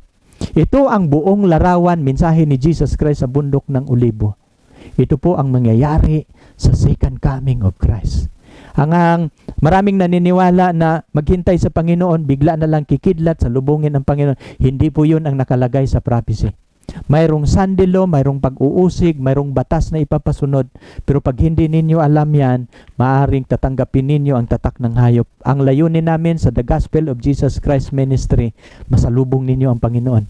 At kapag mangyayari itong aming sinasabi, ay alam na ninyo. At magpasalamat tayo ng Panginoon, hindi nagkukulang. Nagbigay siya ng babala, nagbigay siya ng mensahe bago mangyayari. At kung ito'y mangyayari, alam na natin. At ang sasalubong sa Panginoon, makikita natin. No? Sasabihin nila, ito ang ating Panginoon. Hinihintay natin siya. Tayo'y matutuwa, magagalak sa kanyang pagliligtas. Pero ano kaganda, kung bawat pamilya-pamilya ay, kahit yung mga patay, huwag kayong matakot na kayo mamamatay sa panahon ng pag-uusig. Mabubuhayin kayo. Tayo'y sasalubungin natin ang Panginoon sa hangin. Kapag mayroong Kristo na darating sa lupa, hindi po yun si Jesus Christ. No? At ating pag-aralan ang mga naiilang natitira sa Matthew 24. Matatapos tayo mula 21 to 44. No? At nasa 29 na tayo. No? Ating pag-aralan ang 29 to 31. The coming of the Son. Dinidescribe ni Jesus Christ dito ang kanyang mensahe sa bundok ng Olibo, paano si Jesus darating. Datapwat karakaraka sa pagkatapos kapighatian ng araw na iyon, magdidilim ang araw. At ang buwan hindi magbibigay ng kanyang liwanag, at mga laglag ang mga bituin mula sa langit. At magsisipangatal ang kapangyarihan ng langit. Pagkatapos sa kapighatian, ay ito ang mating yung liwanag sa kalangitan, mga ngatal yan. No? At sabi ni dito, dapatwat karakarakang pagkatapos sa kapighatian, ang araw na yaon magdidilim. Ang araw at buwan, no? Hindi na magbibigay ng liwanag, at mga laglag ang mga bituin mula sa langit, magsisipangatal sa kapangyarihan ng langit. At kung magkagayoy, lilitaw ang tanda. No? Pagkatapos sa 7 salot, no? At kung magkagayoy, lilitaw ang tanda ng anak ng tao sa langit. At kung magkayoy, magsisitaghoy ang lahat ng mga angkan sa lupa, at makikita nila ang anak ng tao na paparitong sumasaalapaap ng langit na may kapangyarihang dakilang kaluwalhatian. At kung babasahin ninyo sa Lucas, ang kaluwalhatian ng Ama, ang kaluwalhatian ng Anak, at ang kaluwalhatian ng mga anghel. 3 kaluwalhatian ang kasama ni Jesus Christ. At ang kaluwalhatian ng isang anghel, yung ng mga sundalo na nagbabantay sa libingan ni Jesus Christ, nang dumating ang anghel, ay natumba sila sa liwanag ng isang anghel. Ano kaya ang mangyayari kapag ang buong sanlibutan makakakita sa lahat ng liwanag ng mga anghel? Kaya maluwalhati po ito. So, ang langit ay sabi niya dito, at kung magkagayoy, lilitaw ang tanda ng anak ng tao. Yung sinasabi niya sa deliverance, anong araw at oras, makikita na nila. At kung magkagayoy, magsisitaghoy ang lahat ng mga angkan sa lupa, makikita nila ang anak ng tao, paparitong sumasaalapaap ng langit na may kapangyarihan, dakilang kaluwalhatian. Susuguin ang kanyang mga anghel na may matinding pakakak, at kanilang titipunin ang mga hinirang mula sa 4 na hangin ng sanlibutan, mula ng isang dulo ng langit hanggang sa kabila. Titipunin na. No? Kaya nga, nakikita ninyo yung larawan kanina, ito yung larawan. Bababa ang lahat ng mga anghel, titipunin na niya ang mga maliligtas. No? At dito hindi na tayo magkahiwalay kailanman, magkakasama na tayo. At dito na natin sa huling tunog ng trompeta, lahat ng mga patay na maliligtas, no, ay bubuhayin. At ako ngayon na walang buhok, magkakabuhok na for eternity. Kaya nga kung ako'y mayroong pangarap, hindi yung pangarap na mamatay ako. Ano ang pangarap ko dito sa lupa? Iiwanan ko yan. Pagkapatay ko, wala akong mapapala. Ang pangarap ko ay ang pagsalubong sa Panginoon. Sana ito ang magiging inyong pangarap. At pangalawa kong pangarap, ibabahagi ko sa mga hindi nakakaalam. Ang pangarap ng Panginoon para sa mga maliligtas. Kaya nga dito isinilang ang ating ministry, the Gospel of Jesus Christ Ministry. No? Ang layunin namin habang kami naghahanda, aming isisigaw paano matutulungan ang mga maghahanda kasama namin. At mga kapatid, ating babasahin naman ang kasunod. No, the lesson of the fig tree. Ating pag-aralan ng maikli ang bayang Israel. Kagabi pinapangako ko sa inyo, ano ang plano ng Panginoon sa bansang Israel? No. Maliligtas ba ililigtas ba niya ang bayan niyang Israel na ngayon ay hindi kumikilala sa kanya? No, may mga kaibigan ako, nakakausap ko ng mga taga roon sa Israel, kasi ang iba kong mga kaibigan na nakikinig sa aking pangangaral na nakatira sa Israel, pumunta dito sa Puting Kahoy. 4 silang pumunta dito sa Puting Kahoy, yung 2 dito na baptize, ang 3 na baptize sa Israel. Pero pag mapapansin ninyo, karamihan sa mga Israelita hindi kinikilala si Jesus Christ na Misaya. Ang pagkakilala nila si Jesus, ordinaryong tao, pinsan lang nila. Pero sa ngayon, mayroong mga rabay na naniniwala kay Jesus Christ. Si Sippurat, paborito ko yung rabay. At ang turo ni Sippurat ay biblical. No? Pero yung isa,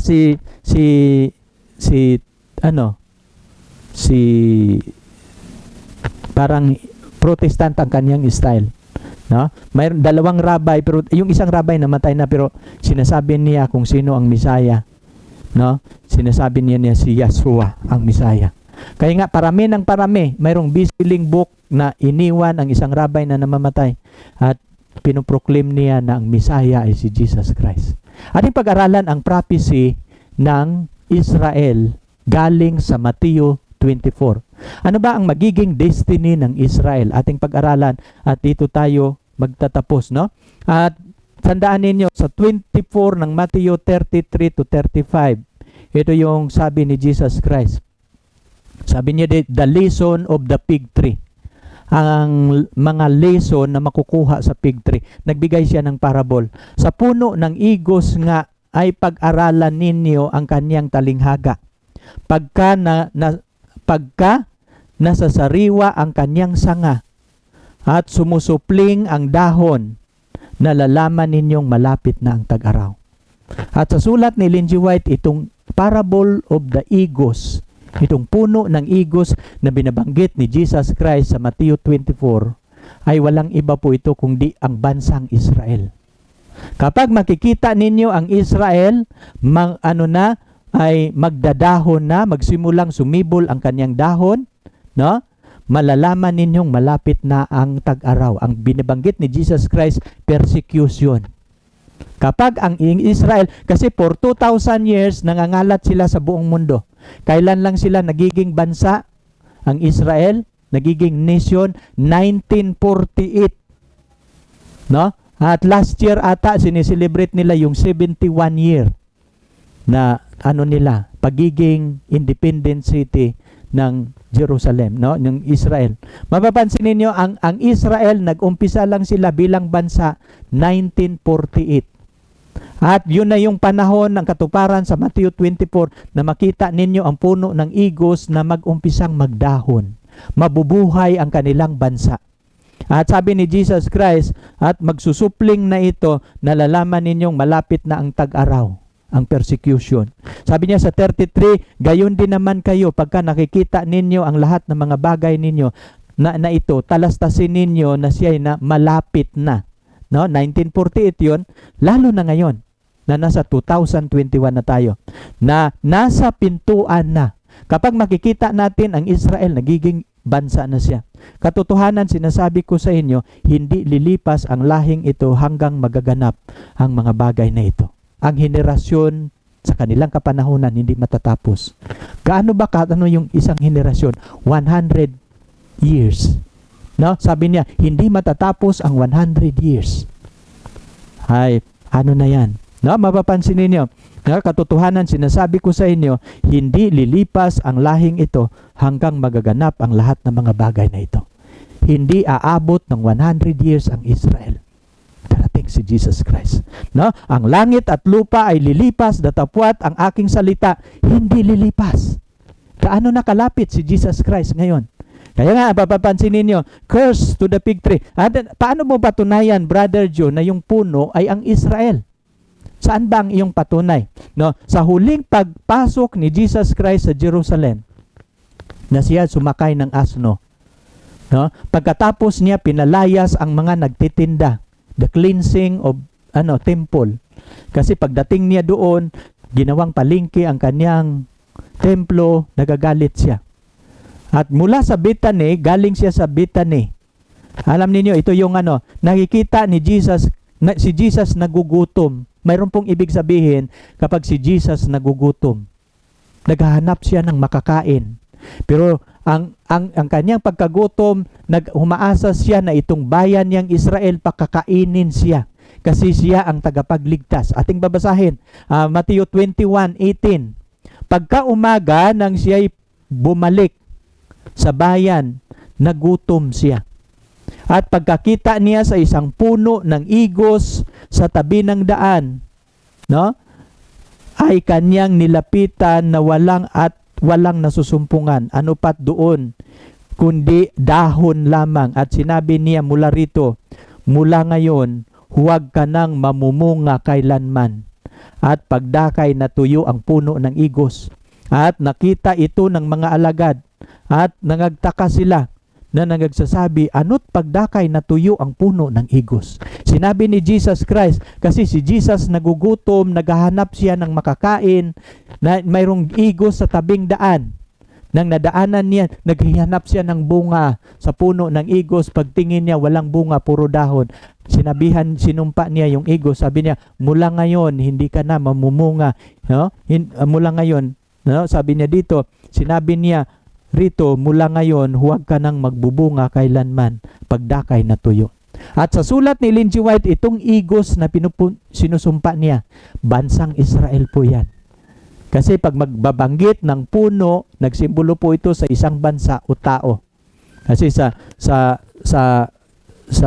aklat ng Daniel, sa chapter 4, yung nakita ni Nabucodonosor na isang kahoy na napakalaki, maraming bunga, maraming dahon na ang mga hayop na sa ilalim, ay bansa po yun ng Babylonia. Kapag magbabanggit ng puno, bansa po ito. At ang bansang Israel, siya po ang nagrepresent sa igos na puno. At itong na ito, mula ng 70 AD nangangalat sila. At hanggang bumalik sila sa Israel sa taong 1948. Pero itong pagbalik nila, nagiging bansa ang Israel, hindi po yun aabot ng 100 years. Ay makaranas na ng persecution. Jesus coming is very close to us. No? 70 years na ang Israel. At malapit na, ako'y naniniwala, buhay pa tayo sa pagdating ng Panginoon. Ang kailangan natin magtapat. The lesson of fig tree. Sabi niya dito, now, the parable of the fig tree when ye branch. Pareho lang yan ang ating binabasa. Israel and Judah unrepentant. Sa prophecy, gaano ba sila katagal mag-backslide? Sa hula ni Propeta Hosea, ang hula ng Panginoon sa Israel, 2,000 taon ang kanilang pangangalat.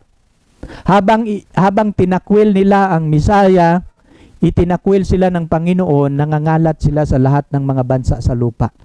At kaawa-awa yung nangyayari sa panahon ni Hitler. Maraming 6 million ang pinatay ni Hitler ng mga Jew. Na matindi ang galit. Pero sa likod ng pagpamatay ni Hitler ay ang Vatican, no? Ang Papa sa Roma. Mapapansin ninyo, at sabi niya dito, Israel and Judah are unrepentant. Ito yung title. Pagbabasahin ninyo yung Hosea, bakit ito naranasan ng Israel? Dahil itinakwil nila si Jesus Christ. Kaya pinarusahan sila ng Panginoon. Pero gaano katagal itong parusa ng Panginoon sa Israel? Ating basahin ang Hosea 6:1. Sabi niya dito, magsiparito kayong manumbalik sa Panginoon. Itong backsliding nila ay darating ang araw na sila'y manumbalik sa Panginoon. Sapagkat siya'y lumapa, no? At pagagalingin niya tayo. Sinaktan niya ang Israel, pero darating ang araw, papagalingin niya ang Israel. Siya'y nananakit at kanyang tatapalan tayo. Sinaktan sila ng Panginoon. Kaya nga kahit sa panahon ni Hitler, no?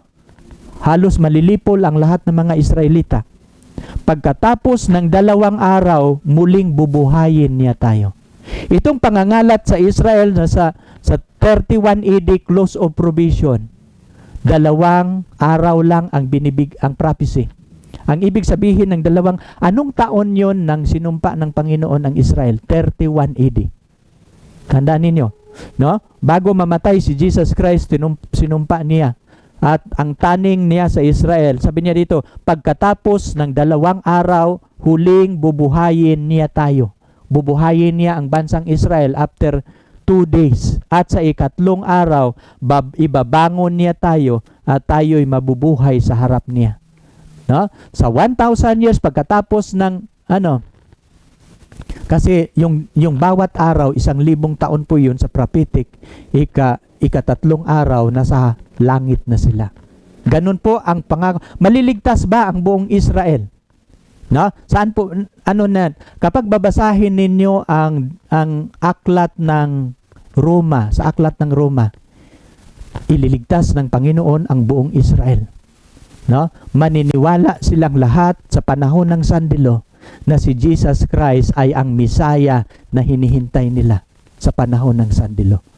At kaya nga, maintindihan ninyo itong ating presentation sa Israel kapag lilipat tayo sa aklat ng Daniel. No? Kasi pag ating babasahin itong remnant, the remnant of Israel. At ito yung sinasabi ni Apostol Pablo. Sinasabi ko nga, itatakwil baga ng Diyos ang kanyang bayan, itong Israel? Huwag nawang mangyayari sapagkat ako man ay Israelita. Binhi ni Abraham sa angkan ni Benjamin. Hindi itatakwil ng Diyos ang kanyang bayan, no? Nang una pa'y kilala niya. Hindi baga ninyo nalalaman na sinasabi ng kasulatan tungkol kay Elias kung paano sa pamamagitan siya sa Diyos laban sa mga Israelita. At ito yung sabi ni Elias, sabi niya, Panginoon, pinatay nila ang mga propeta, giniba ang mga dambana, at ako'y naiwan mag-isa. At hinahanap nila ako upang patayin. Pero sabi ni Elias, datapwat ano ang sinasabi na kasagutan ng Diyos sa kanya? Nagtira ako sa akin ng 7,000 lalaki na hindi nagsisiluhod kay Baal. Gayon din sa panahong ito, no? Sa kasalukuyan ay may isang nalabi ayon sa pagkahinirang ng biyaya. Ngunit kung ito ay sa pamamagitan ng biyaya, hindi sa mga gawa, sa ibang paraan sa biyaya, hindi. Sa ibang paraan ay hindi biyaya. No? Kung hindi sa biyaya, sa ibang paraan ay hindi biyaya. Sabi ni Apostol Pablo, ang tinutukoy ni Apostol Pablo, akala ni Elias, siya na lang ang natitira. Pero sabi ng Panginoon, mayroon akong 7,000 men na tinitira na hindi sumisimba kay Baal. Sabi niya kay Elias, huwag kang malungkot. Sabi ni Apostol Pablo, ganun din ang Panginoon sa Israel. Mayroon siyang ang 7,000 symbolize the last generation ng Israel. Sa last generation of Israel, tatanggapin nila si Jesus Christ. Ayon sa nakasulat sa 8, bibigyan sila ng Diyos ng Espiritu sa pagkatulog, no, ng mga matang hindi nakakakita at mga pakinig na hindi nakakarinig hanggang sa araw na ito. Yung 2,000 years na hindi nila pagtanggap kay Jesus Christ, no, kasi binigyan sila ng Espiritu sa pagkatulog. At hindi nila makakita, hindi nila maintindihan ang Misaya. No? Naghihintay pa rin sila ngayon. Pero bakit ito ginawa ng Diyos? Kasi para papasok ang bilang ng mga Gentiles. Sa 11, sinasabi ko nga na nangatisod sila, nangatisod kaya sila upang mga hulog. Huwag nawang mangyari, sabi ni Apostol Pablo, datapwat sa pagkahulog nila'y dumating ang pagkaligtas sa mga Gentiles upang ipamungkahi sila sa panibubhong. Ngayon, kung ang pagkahulog nga nila ay isang kayamanan ng sanlibutan at ang pagkalugi nila siyang kayamanan ng mga Hintil, gaano pa kaya sa kapunuan nila? Kasi nung sila'y hindi nila kinikilala si Jesus Christ, ang kaligtasan binibigay sa mga Gentiles, no?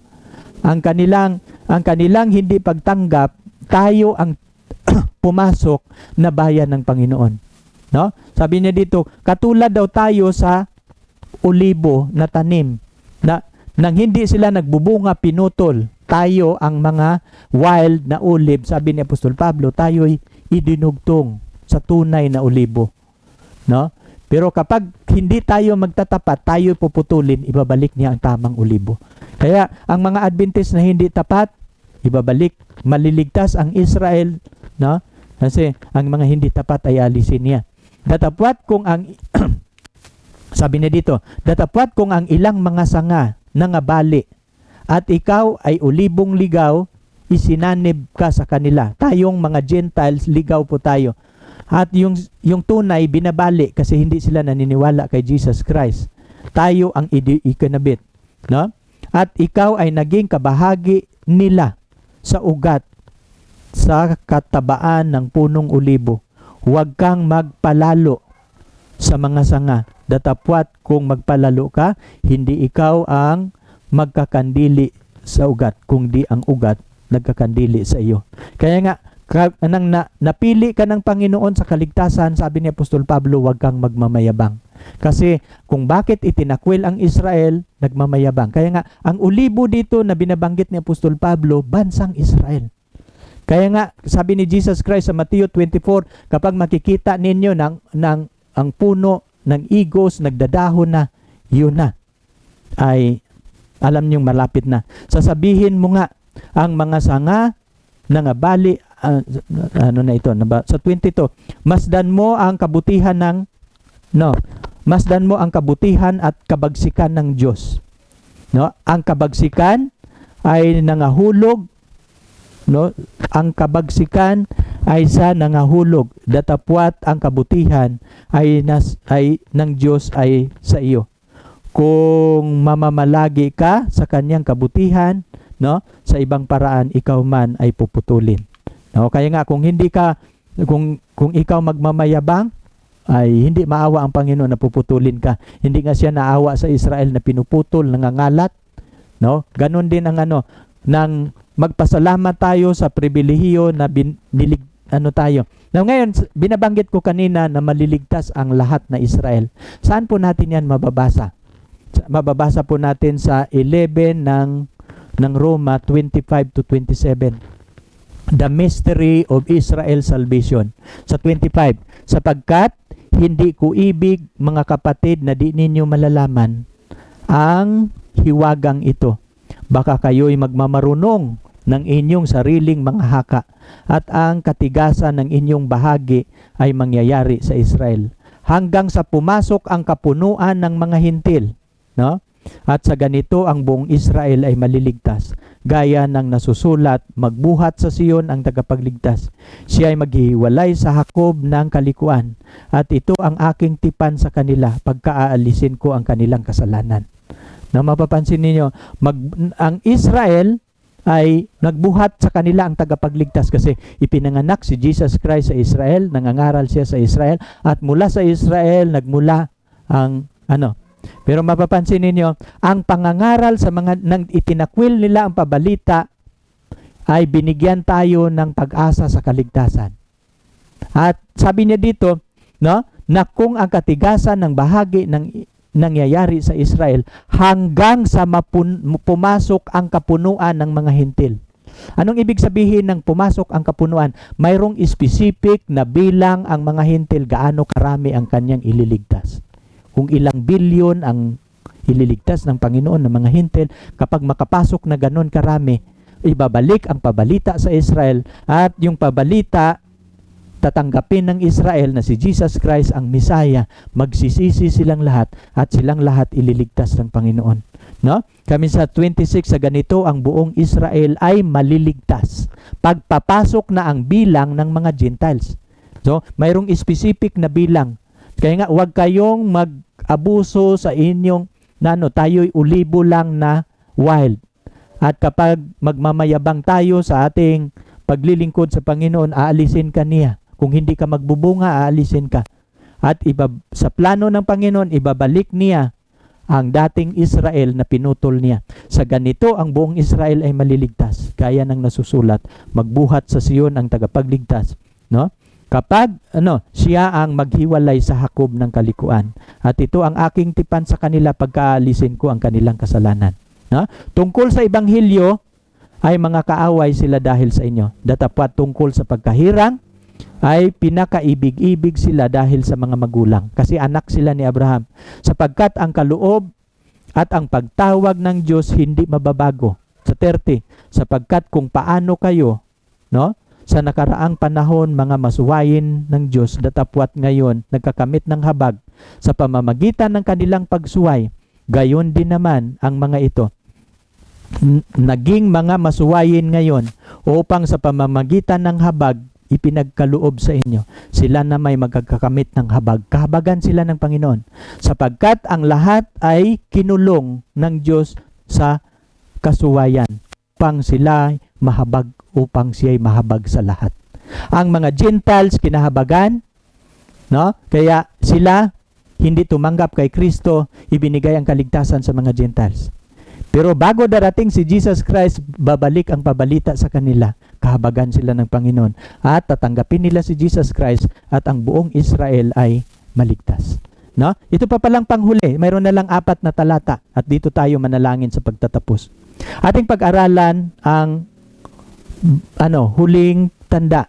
Kanina igos, ngayon atin namang pag-aralan ang 36 to 39. Sabi niya dito, mayroon pa lang 2 slide. Sabi niya dito, ngunit tungkol sa araw at oras na yaon walang nakakaalam, kahit ang mga anghel sa langit, kahit ang anak, kundi ang ama lamang.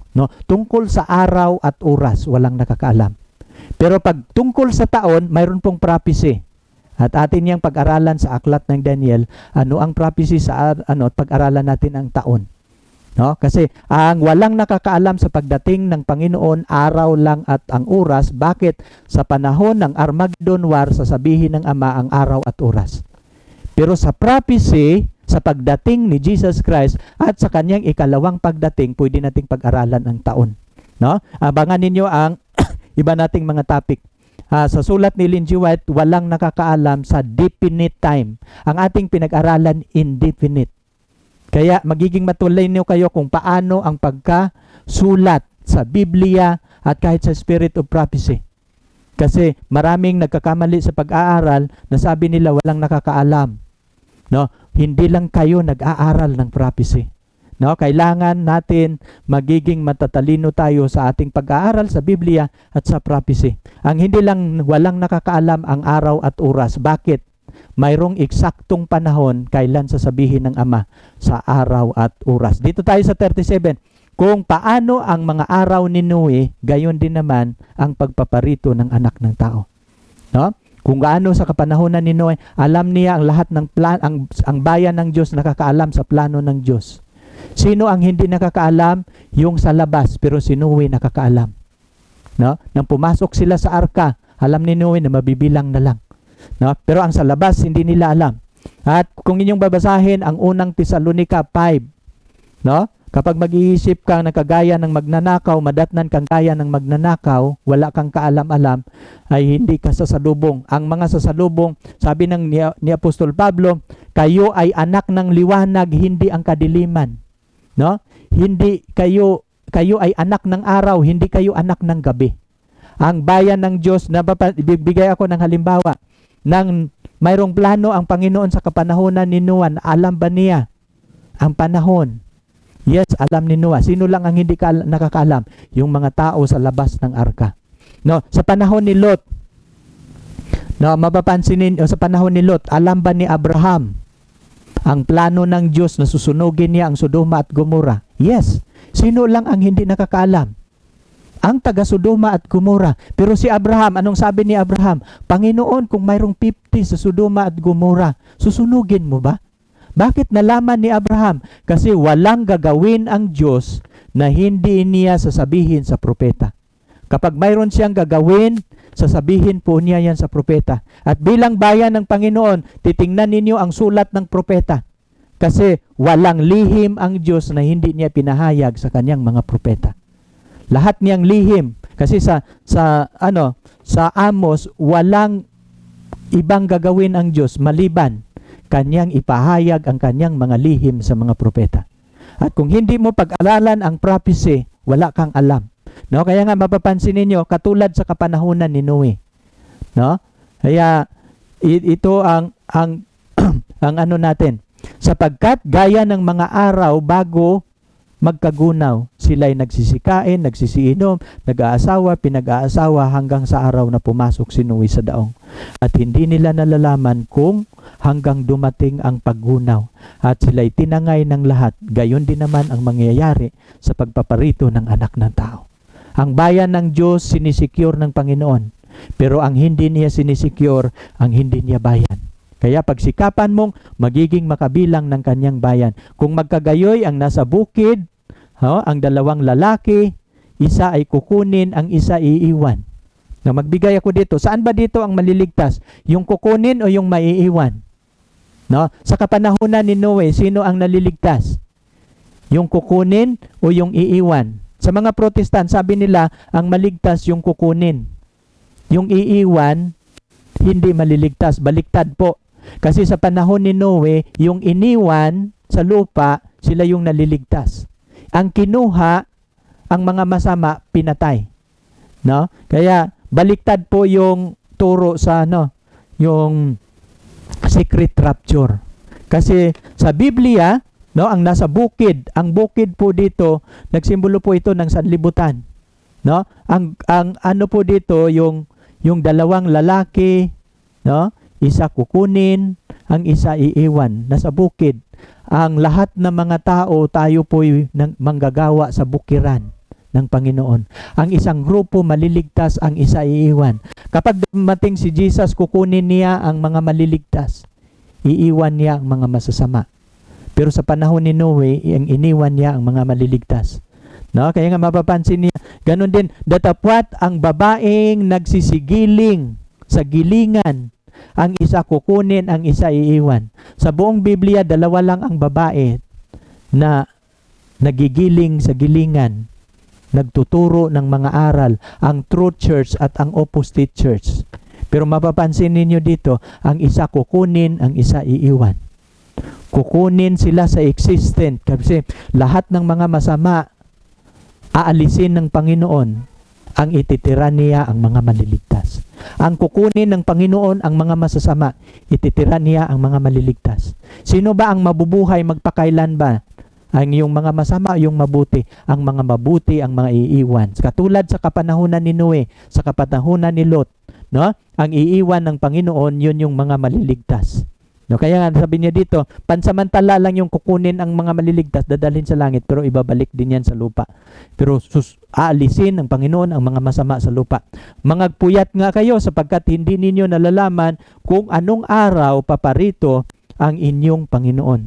Datapwat, ito'y talastasin ninyo. Kung malalaman ninyo ang magnanakaw at siya'y magpupuyat, hindi niya pababayaang tibagin ang kanyang bahay. Kaya kayo na may magsihanda naman sapagkat paparito ang anak ng tao sa oras na hindi niya iniisip. At salamat sa inyong pagtunghay ngayong gabi at tatapusin po natin ito sa panalangin. Ako'y umaasa na kayo pinagpala ng ating Panginoon. Magandang gabi sa inyong lahat. Tayo po'y manalangin. Dakila naming Diyos, Ama naming banal. Maraming salamat sa inyong pangunguna. Salamat sa inyong habag na inyong ibinahagi sa amin. Ang pagkakataong ito na aming maibahagi ang mensahe para sa kanila. Panginoon, salamat sa unawa, karunungan na inyong pinagkaloob. At umaasa ako, Panginoon, makinabang kaming lahat.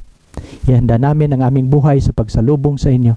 Pagpapalain ninyo ang mensaheng ito. Salamat sa lahat ng nagsubaybay at sa nanonood ngayong gabi. Naway makakatulong kami sa inyong paghanda sa pagsalubong sa ating Panginoon. Sa pangalan ni Jesus. Amen.